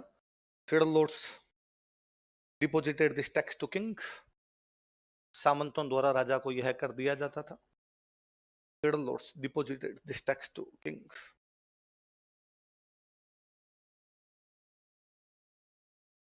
अब मेरे को दोबारा बता दो, ये इतने कर पढ़ने अपने ना, आपने टॉपिक क्या लिखा, सामंतों द्वारा राजा को दिया जाने वाला कर। तो सामंत राजा को भू राजस्व देते हैं, उसको क्या बोलते हैं, रे। कितने प्रकार की, जो पट्टे में लिखी होती, जो वास्तव में जमा होती। मेवाड़ में किसने डिसाइड किया, इसलिए उसको क्या बोलते हैं। सामंतों द्वारा राजा को दी जाने वाली सेवाएं क्या थी, इसके बदले में राजा कोई धन, अपवाद क्या था। नए सामंत द्वारा राजा को दिया जाने वाला कर कौन सा, उत्तराधिकार शुल्क। मेवाड़ वाले क्या क्या कहते हैं उसको, तलवार बंधाई, केद खालसा, नजराना। मारवाड़ वाले क्या कहते, हुक्मनामा और पेशकशी। अपवाद क्या था, जैसलमेर युवराज की पहली शादी पर, राजकुमारियों की शादी पर, युद्ध के समय। भले पड़ गई। हमारी व्यवस्था सम्मान एवं कर्तव्य पर आधारित है, ये तो कर्तव्य है, ड्यूटी निभा रहा है वो, मैं ये टैक्स दे रहा हूँ ड्यूटी है। राजा बदले में क्या देगा उनको, उनको मतलब कुछ सामंत ऐसे होंगे जिनको सम्मान अलग प्रकार का होगा, कईयों का अलग प्रकार का होगा, सबको अलग अलग प्रकार के सम्मान मिलते। तो सामंतों के पास में विशेष अधिकार है, क्या है, तो वो कौन कौन से सम्मान थे या कौन कौन से प्रिविलेज थे उनके, कौन कौन से विशेष अधिकार थे वो पढ़ते हैं। देखो अगला हेडिंग डालो, सामंतों के विशेषाधिकार, प्रिविलेज ऑफ फ्यूडल लॉर्ड्स या special rights of feudal lords, सामंतों के विशेषाधिकार।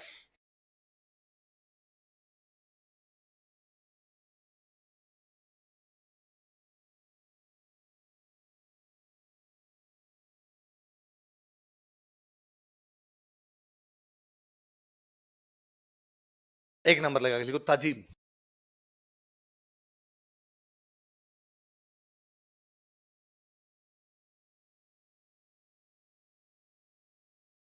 एक नंबर क्या है, ताजीम। ताजीम क्या थी, देखो कुछ सामंत ऐसे थे, सबको नहीं, कुछ सामंत ऐसे थे जो जब भी दरबार में आते राजा उनके स्वागत में खड़ा हो जाता। सम्मान है ना भाई, सामंत के स्वागत में कौन खड़ा हो रहा है, राजा, उसको क्या बोलते हैं। अच्छा कौन सामंत है जिसके स्वागत में खड़ा हो, कोई ऐसा सामंत जो किसी युद्ध में लड़ता हुआ मर गया हो। तो बाद में राजा ने कहा आज के बाद इसका बेटा पोता पड़पोता सड़पोता लड़पोता लड़ सड़पोता लड़खड़पोता जब भी हमारे दरबार में आएंगे, मेरे तमाम वंशज इनका खड़े होकर है? या कोई सामंत लड़ता हुआ नहीं मारा गया पर उसने बड़ा युद्ध जितवाया, कोई बड़ा युद्ध जितवाया, तो राजा ने कहा अरे वो जैसे दरबार में, अरे स्टैंडिंग ओवेशन दिया उसको, खड़ा हुआ उसको स्वागत है, अरे यार ये मेरा भाई है, इसने मेरे को युद्ध जितवाया था। और कहा गया मेरे बाद में भी जो भी मेरे वंशज जाएंगे, इसका कोई भी वंशज जाएगा उनके स्वागत में क्या हो जाएंगे। इस व्यवस्था को आप ठीक यूं समझ लीजिए कि मैं कहता हूं आज भी हमारा कोई आर्मी के परमवीर चक्र विजेता है, मोदी जी के सामने भी जाए तो मोदी जी खड़े होंगे, यार वो परमवीर चक्र है, उन्होंने अपने देश को युद्ध जितवाया। ठीक सेम मानेकशॉ वाली बात, आप सेम मानेकशॉ वाली मूवी देखो, वो बाद में फील्ड मार्शल बने थे। तो बाद में एक तो मेरी याद, ये एक एयरफोर्स में एक फील्ड मार्शल रहे थे, एयरफोर्स के एक बड़े अधिकारी रहे थे अर्जन सिंह। तो एक अर्जन सिंह जी का फोटो बड़ा वायरल था, पहले अर्जन सिंह जी बैठे हैं, मोदी जी पास में खड़े हैं। हाँ वायुसेना अध्यक्ष थे आप, उस समय के बड़े अधिकारी रहे, कई मेडल मिले हुए हैं आपको, आपके स्वागत में नहीं खड़े होंगे तो किसके स्वागत में खड़े होंगे। ठीक वैसा ही है, अपने आम जो लोग हैं, सिंपल फौजी साहब भी देख लेते हैं कोई वर्दी पहने हुए, तो भी अपने लगता ना खड़े हो। ऐसा कभी नहीं होता ना कि अपने टांग पे टांग दे के और बोझाओ, लगता है कि नहीं यार ये हमारे देश की रक्षा करें। ठीक वो था ऐसा सामंत जो देश की रक्षा करता, जो राज्य की रक्षा करता, उनके स्वागत में राजा क्या हो जाया करता था, खड़ा। इसको क्या बोलते, ये दो प्रकार की होती। यदि राजा केवल आने पे खड़ा होता है तो एक एवड़ी ताजीम। कौन सी ताजीम है, यदि आने और जाने दोनों पर खड़ा होता है, दो उड़ी ताजीम। कौन सी ताजीम है, वही कोई बहुत बड़ा युद्ध जितवाया तो आने जाने दोनों पर खड़ा हो, ठीक ठाक सा जितवाया तो आने पे खड़ा हो। आगे बात समझो, देखो देखो सामंत के दरबार में आने पर राजा खड़े होकर उसका अभिवादन करता था। सामंत के दरबार में आने पर राजा खड़े होकर उसका अभिवादन करता था। King stands to welcome feudal lord in court. King stands to welcome feudal lord in court. सामंत के दरबार में आने पर राजा खड़े होकर उसका अभिवादन करता था। King stands to welcome feudal lords in court. यह दो प्रकार की होती थी. It had two types. यह दो प्रकार की होती थी. It had two types. पहले लिख लो एक एवड़ी ताजी. ए और बी लगा के लिख लेंगे.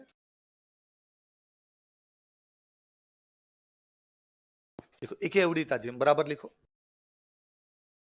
दरबार में आने पर in entry on entry of court ये लिख लो. On entry in court. दरबार में आने पर ऑन एंट्री इन कोर्ट. दूसरा लिख लो दौड़ी ताजिम आने तथा जाने दोनों पर. Both entry and exit.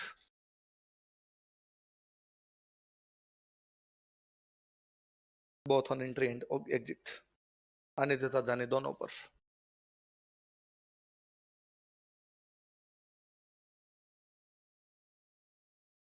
है ना. इसको आप यूं समझिए. इसको ये फील लेने वाली चीज है.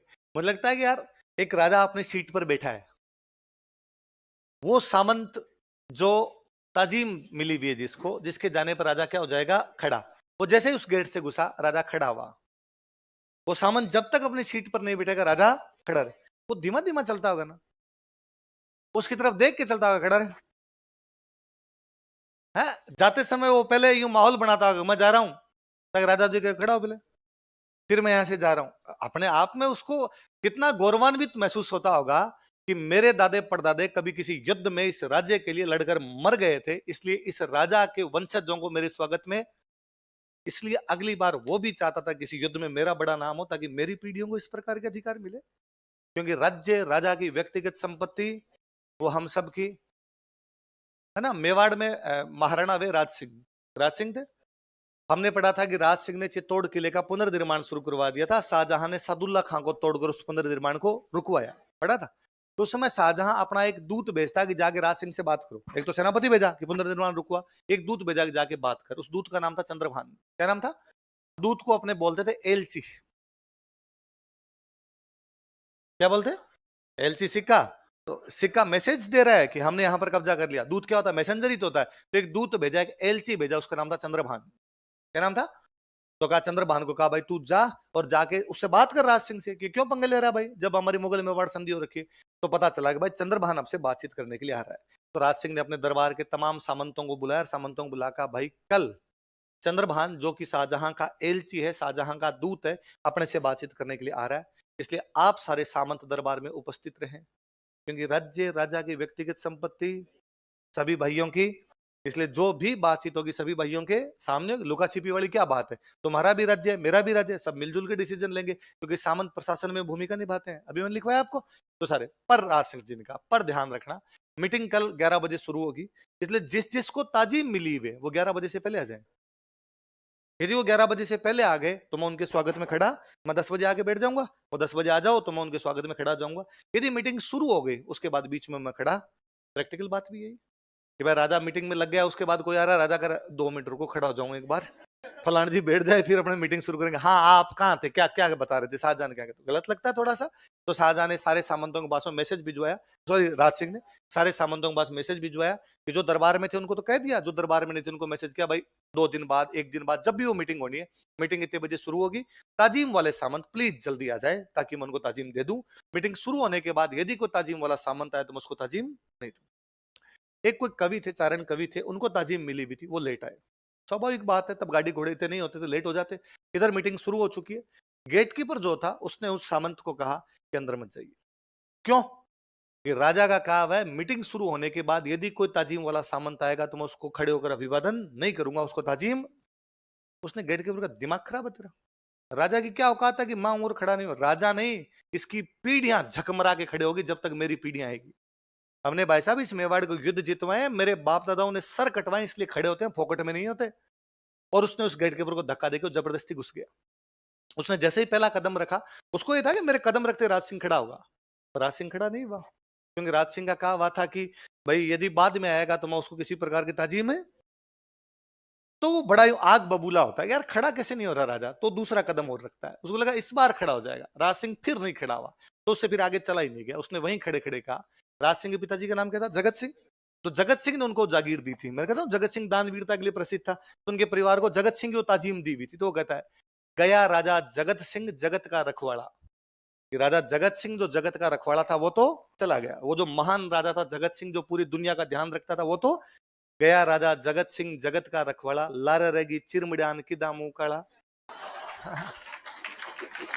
पीछे ये चिरमिया बची है जो मुंह काला करवाएगी, इसके अलावा और कुछ भी कहने का मतलब ना, तेरे जैसे नाजोगे पैदा हो गए जो अपने बाप का नाम खराब कर रहे हैं कि तेरे बाप ने किसी को ताजीम दी थी तो तू खड़ा नहीं हो रहा, तो बड़ी बेइज्जती है ना। सरेआम राजा को दरबार में नाचोगा का, सरेआम राजा को दरबार में चिरमली का उसको। तो राज सिंह बड़ा गुस्सेल राजा था, तो कहते राज सिंह को गुस्सा है, राज सिंह ने भरे दरबार में उस सामंत को मार दिया था।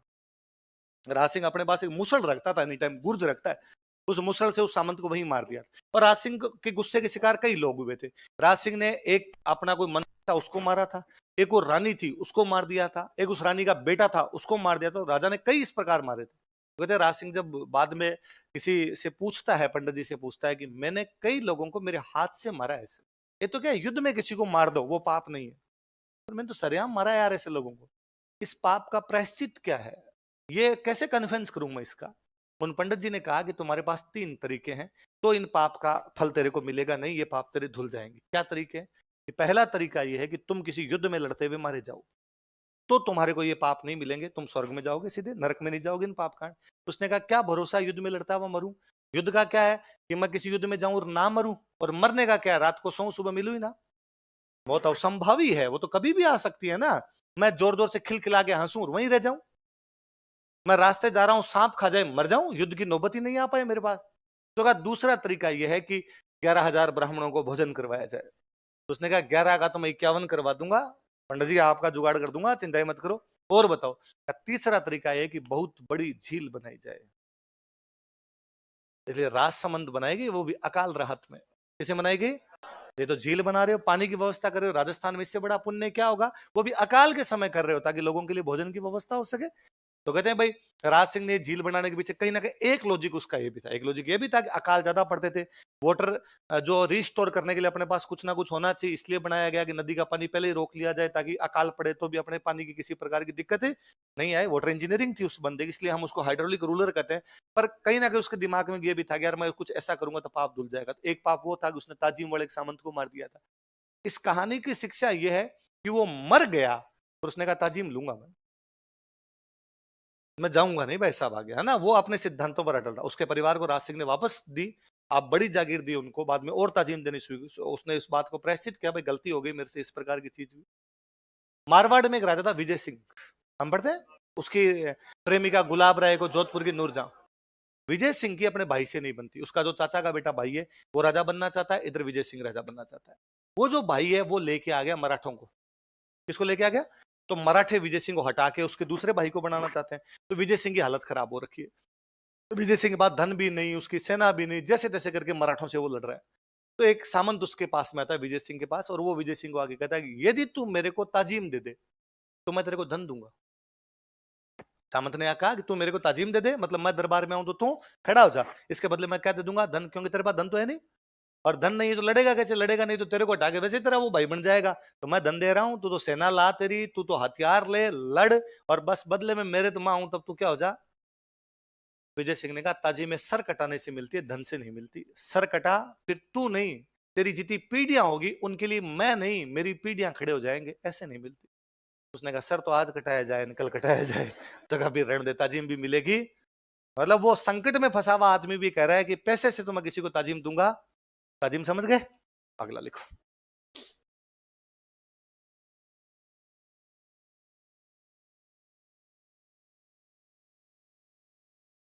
लिखो वहां पसाओ।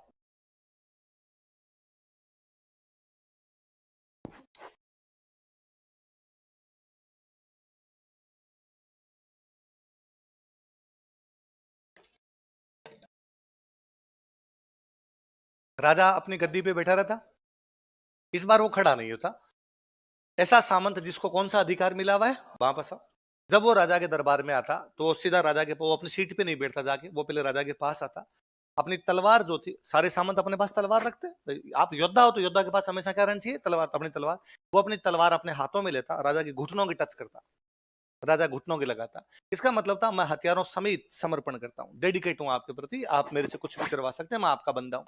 राजा अपना हाथ जो था अपनी बाह पसारता, शाबाश मेरे चीते।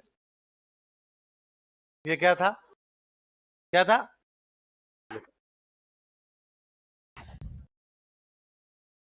लिखो, सामंत राजा के घुटनों के अपनी तलवार स्पर्श करता था, या सामंत अपनी तलवार राजा के घुटनों के स्पर्श करता था? फ्यूडल लॉर्ड या feudal lords touch swords to knee of king, राजा के घुटनों के तलवार स्पर्श करता था? Feudal lords touch swords to knee of king, तथा राजा उसके कंधे थपथपा दिया करता था। And king put on his shoulders, तथा राजा उसके कंधे थपथपा दिया करता था। And king put on his shoulders,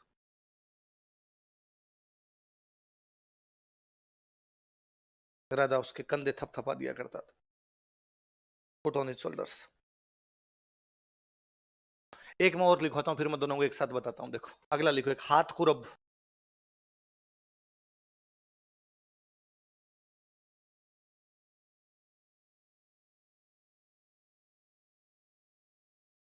हाथ कुरब कौन सा है? सेम प्रक्रिया, राजा अपनी सीट पर बैठा है, सामंत दरबार में आएगा, अपनी तलवार को राजा के घुटनों के टच करेगा, राजा अपना हाथ निकालेगा, बाह पसारेगा, कंधे थपथपाएगा, फिर उस हाथ को अपने हृदय के लगा लेगा। हाथ को अपने, इसका मतलब था कि तुम्हारा स्थान मेरे पल पल दिल के पास तुम। लिखा, लिखो, देखो राजा सामंत के कंधे थपथपाता था, राजा सामंत के कंधे थपथपाता था। King put on shoulders of feudal lords, king put on shoulder of feudal lords,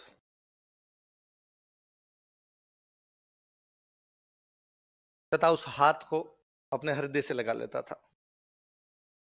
and touch his hand to heart, तथा उस हाथ को अपने हृदय से लगा लेता था। and touch this hand to heart,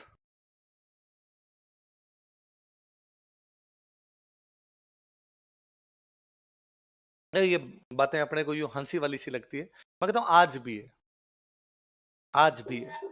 आज भी आप किसी के घर पे जाते हैं, उसके घर के ड्राइंग रूम में एक फोटो लगी हुई उस बंदे की जिसमें मुख्यमंत्री जी ने हाथ रख रखा है, उसने वो फोटो अपने ड्राइंग रूम में लगा रखी है।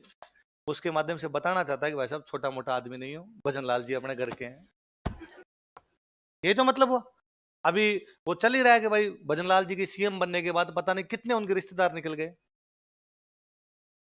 हैं। हर कोई अपने चाहते हैं कि कुछ ना कुछ उनके पास जानकारी निकल जाए। ये बां पसा और हाथ खुरबी तो है।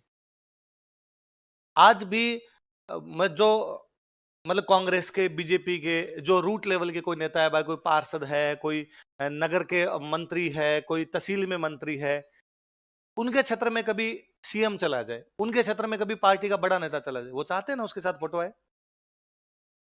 क्यों चाहते हैं? ताकि ये प्रदर्शित किया जा सके, बताया जा सके कि हम फलाना जी के खास है। ये खास ही थोड़ा है। और इस बात को आप यूं समझिए, कई बार अपने किसी आदमी के लिए नहीं कहते, एक सरकार है उसमें कोई मंत्री जी है, जैसे नरेंद्र मोदी जी की सरकार है, अमित शाह है, तो हम कहते हैं अरे साहब अमित शाह की चलती है शानदार भाई। क्यों? क्योंकि वो मोदी जी के आदमी है। तो जब आप किसी के कंधे पे हाथ रख रहे हो, आप बता रहे हो ना कि अपना बंदा है, ये नॉर्मल आदमी नहीं है, बाकी सामंत नॉर्मल है, ये अपना खास आदमी है। आप अपने हृदय का हाथ लगा रहे हो भाई साहब ये एनी टाइम इधर है, एक मिनट भी यहां से दूर जाता।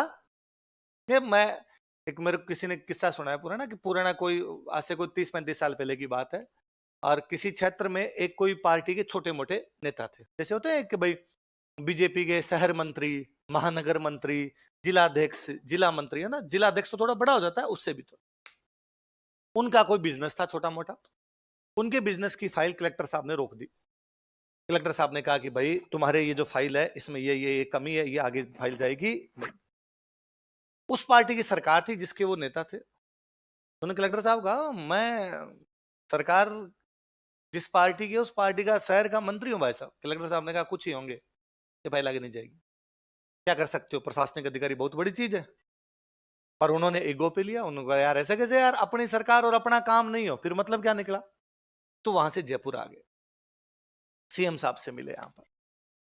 अब तो क्या फोन वोनर बहुत ज्यादा आ गए, आप फोन पे बात कर सकते हो, पहले तो आके मिलना पड़ता और कोई तरीका ही नहीं था। सीएम साहब सुबह सुबह अपने घर पे मिलते तो सीएम साहब के पास गए, और सीएम साहब जाकर मैं फलाने इलाके का फलाने पद पर काम करने वाला आपकी पार्टी का एक कार्यकर्ता हूँ या आपकी पार्टी का एक सदस्य हूँ, मेरा ये बिजनेस है, कलेक्टर मेरी फाइल को रोक के बैठा आगे नहीं बढ़ा रहा है, प्लीज एक कलेक्टर को फोन करो मेरा काम करवाओ। सीएम साहब ने कहा आप जाओ लिखवा दो यहाँ पे काम, मैं कर दूंगा। आपको कोई नेता जब ये कहे कि आप जाओ मैं कर दूंगा, इसका मतलब पक्का है कि नहीं करेगा, है ना। मतलब वो किस किस के फोन करे यार, तो कईयों को यूं ट्रकाता है कि भाई ठीक ठीक, अरे कर देंगे आप पक्का विश्वास रखो कर देंगे आपका काम, तो वैसा होता है कुछ। तो वो नेताजी बाहर आ गए और उन्होंने भी दिमाग में था कि यार काम तो अपना होगा नहीं, और नहीं हुआ। सीएम ने फोन भी नहीं किया, ऐसे सीएम किस किस को फोन करे। उस घटना के महीने डेढ़ महीने पश्चात सीएम साहब का उसी क्षेत्र का दौरा था। जब सीएम साहब पूरा दौरा समाप्त कर चुके थे, अब सीएम साहब को वापस जयपुर के लिए उड़ना है, हेलीकॉप्टर हेलीपैड पे खड़ा है, सीएम साहब हेलीकॉप्टर में बैठने वाले हैं। उससे पहले सी ऑफ करने के लिए कुछ लोग आए हुए हैं। तो कुछ लोग कौन होंगे, एक तो प्रशासनिक अधिकारी, उस क्षेत्र का कलेक्टर, उस क्षेत्र का एसडीएम, उस क्षेत्र का तहसीलदार, वो खड़े रहेंगे, एसपी डिप्टी साहब जो भी है वो खड़े रहेंगे। दूसरे कौन खड़े रहेंगे, उस क्षेत्र के कार्यकर्ता, जिलाध्यक्ष है, जिला मंत्री है, महानगर मंत्री है, जो भी हो वहां के कार्यकर्ता है। उनके अंदर वो भी खड़े थे जो काम के लिए आए थे, उनका काम। अब सीएम साहब बस यूं लास्ट जो आरडे कर रहे हैं, बस ठीक ठीक, thank you thank you thank you, और लोग यूं कर रहे हैं, कोई गुलदस्ता दे रहा है, कोई और दे रहा है, इस प्रकार से। इतने में सीएम साहब की नजर उस कार्यकर्ता पे पड़ी जो डेढ़ महीने पहले काम के लिए आया था, और सीएम साहब ने उसका कोई काम नहीं किया था। सीएम साहब ने कुछ ही नहीं किया, उस कार्यकर्ता को देखा, अरे आप, और उसके कंधे पे हाथ रखा, कंधे पे हाथ रख के उस भीड़ से बाहर लेके गए। बाहर ले जाके केवल इतना पूछा कि घर पे सब कैसे हैं। दया, सीएम साहब की दया है, सब अच्छा है घर पे। बाहर लेके अंदर लेके आए, वापस उस भीड़ के अंदर बैठ गए, चुपचाप चले गए। जैसे वहां से उठे, कलेक्टर साहब ने पूछा कि इतने खास है।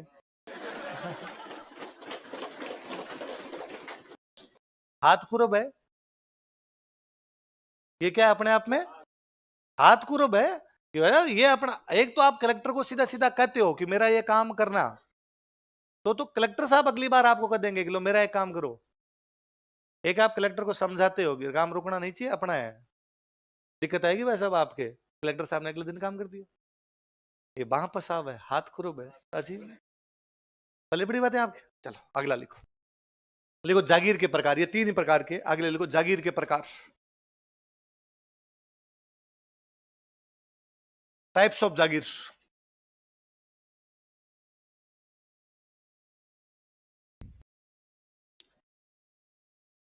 जागीर के प्रकार, टाइप्स ऑफ जागीर, अगला हेडिंग डालो,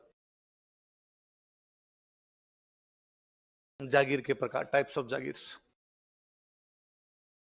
देखो इधर सुनना पहले,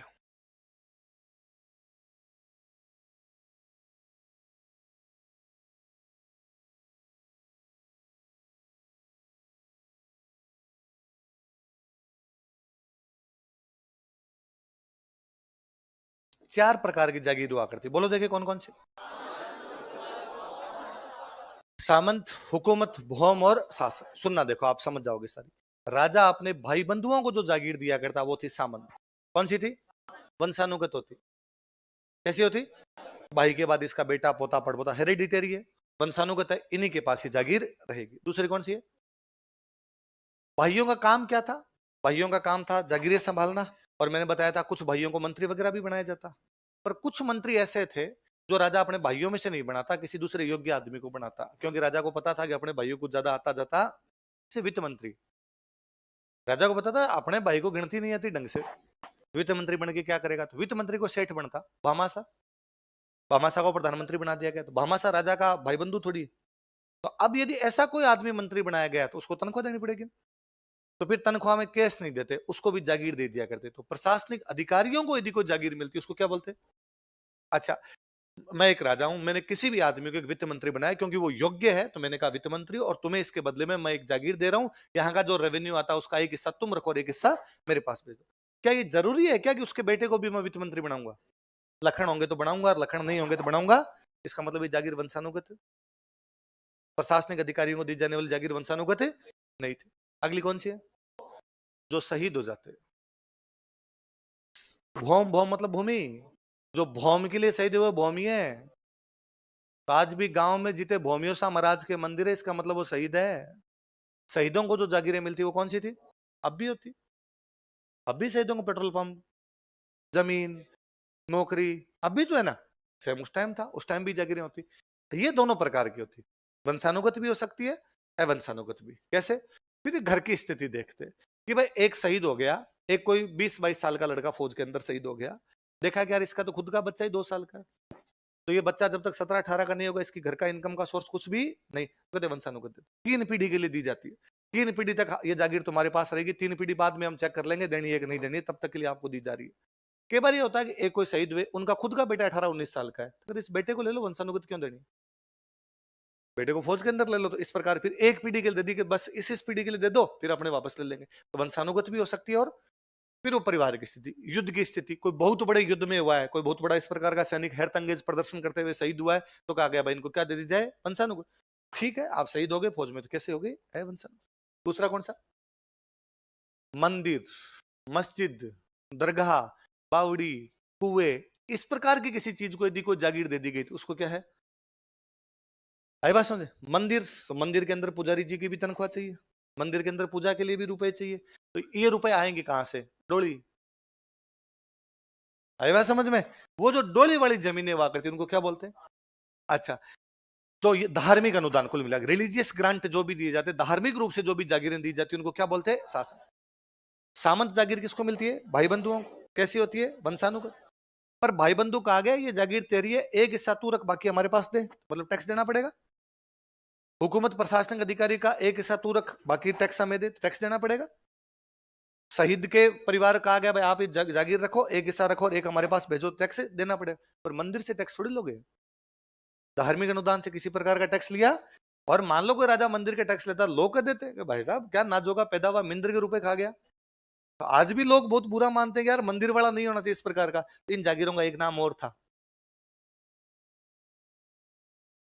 टैक्स नहीं है, माफ है, इसलिए क्या है? समझ गए? भाई बंधुओं को दी जाने वाली जागीर कैसी होती थी? प्रशासनिक अधिकारियों की कैसी होती थी? शहीदों की कैसी होती थी? वंशानुगत और अवंशानुगत दोनों प्रकार की। धार्मिक अनुदान, टैक्स नहीं लगता इसलिए। लिखवा दूं? लिखो, एक नंबर लगा गई। सामंत जागीर, सामंत जागीर राजा द्वारा अपने भाइयों को यह जागीर दी जाती थी। Kings allotted this jagir to his brothers. राजा द्वारा अपने भाइयों को यह जागीर दी जाती थी, या रक्त संबंधियों को, ज्यादा अच्छा शब्द होता, ब्लड रिलेटिव जो होंगे, है ना। एग्जैक्टली भाई नहीं, कई बार कोई परिवार वाले को भी दे दिया करते थे। भाइयों को यह जागीर दी जाती थी। Kings allotted this jagir to his brothers. यह वंशानुगत होती थी, इट वॉज हेरिडिटरी। यह वंशानुगत होती थी, इट वॉज हेरिडिटरी।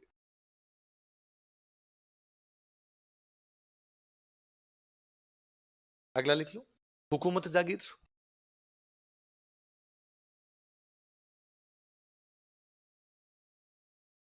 हुकूमत जागीर, राजा द्वारा प्रशासनिक अधिकारियों को यह जागीर दी जाती थी। These jagirs were given to administrative officers by king. These jagirs were given to administrative officers by king. राजा द्वारा प्रशासनिक अधिकारियों को यह जागीर दी जाती थी।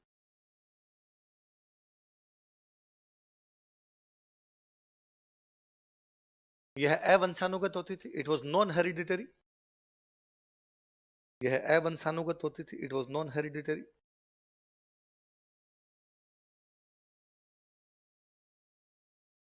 अगला लिखो, भौम।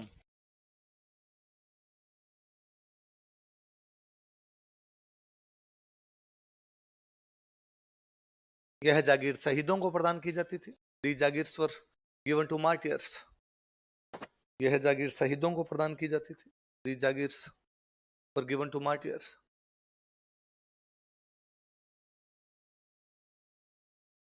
यह वंशानुगत तथा अवंशानुगत दोनों प्रकार की होती थी। It was both hereditary and non hereditary. यह है वंशानुगत तथा अवंशानुगत दोनों प्रकार की होती थी। It was both hereditary and non hereditary.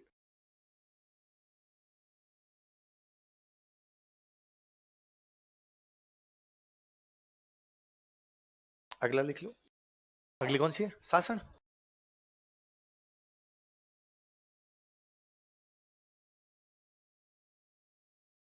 यह जागीर धार्मिक शासन, जागीर पूरा लिखना शासन। यह जागीर धार्मिक अनुदान के रूप में दी जाती थी। The jagirs were given as religious grant. यह जागीर धार्मिक अनुदान के रूप में दी जाती थी। The jagirs were given as religious grant, धार्मिक अनुदान के रूप में दी जाती थी। यह कर मुक्त होती थी, इट वॉज टैक्स फ्री। यह कर मुक्त होती थी, इट वॉज टैक्स फ्री। यह कर मुक्त होती थी, इट वॉज टैक्स फ्री। अतः इसे माफी जागीर भी कहा जाता था। So it was also called as mafi jagir. अतः इसे माफी जागीर भी कहा जाता था। So it was also called as mafi jagir. अतः इसे क्या कहा जाता था? माफी। बाकी कल पढ़ेंगे।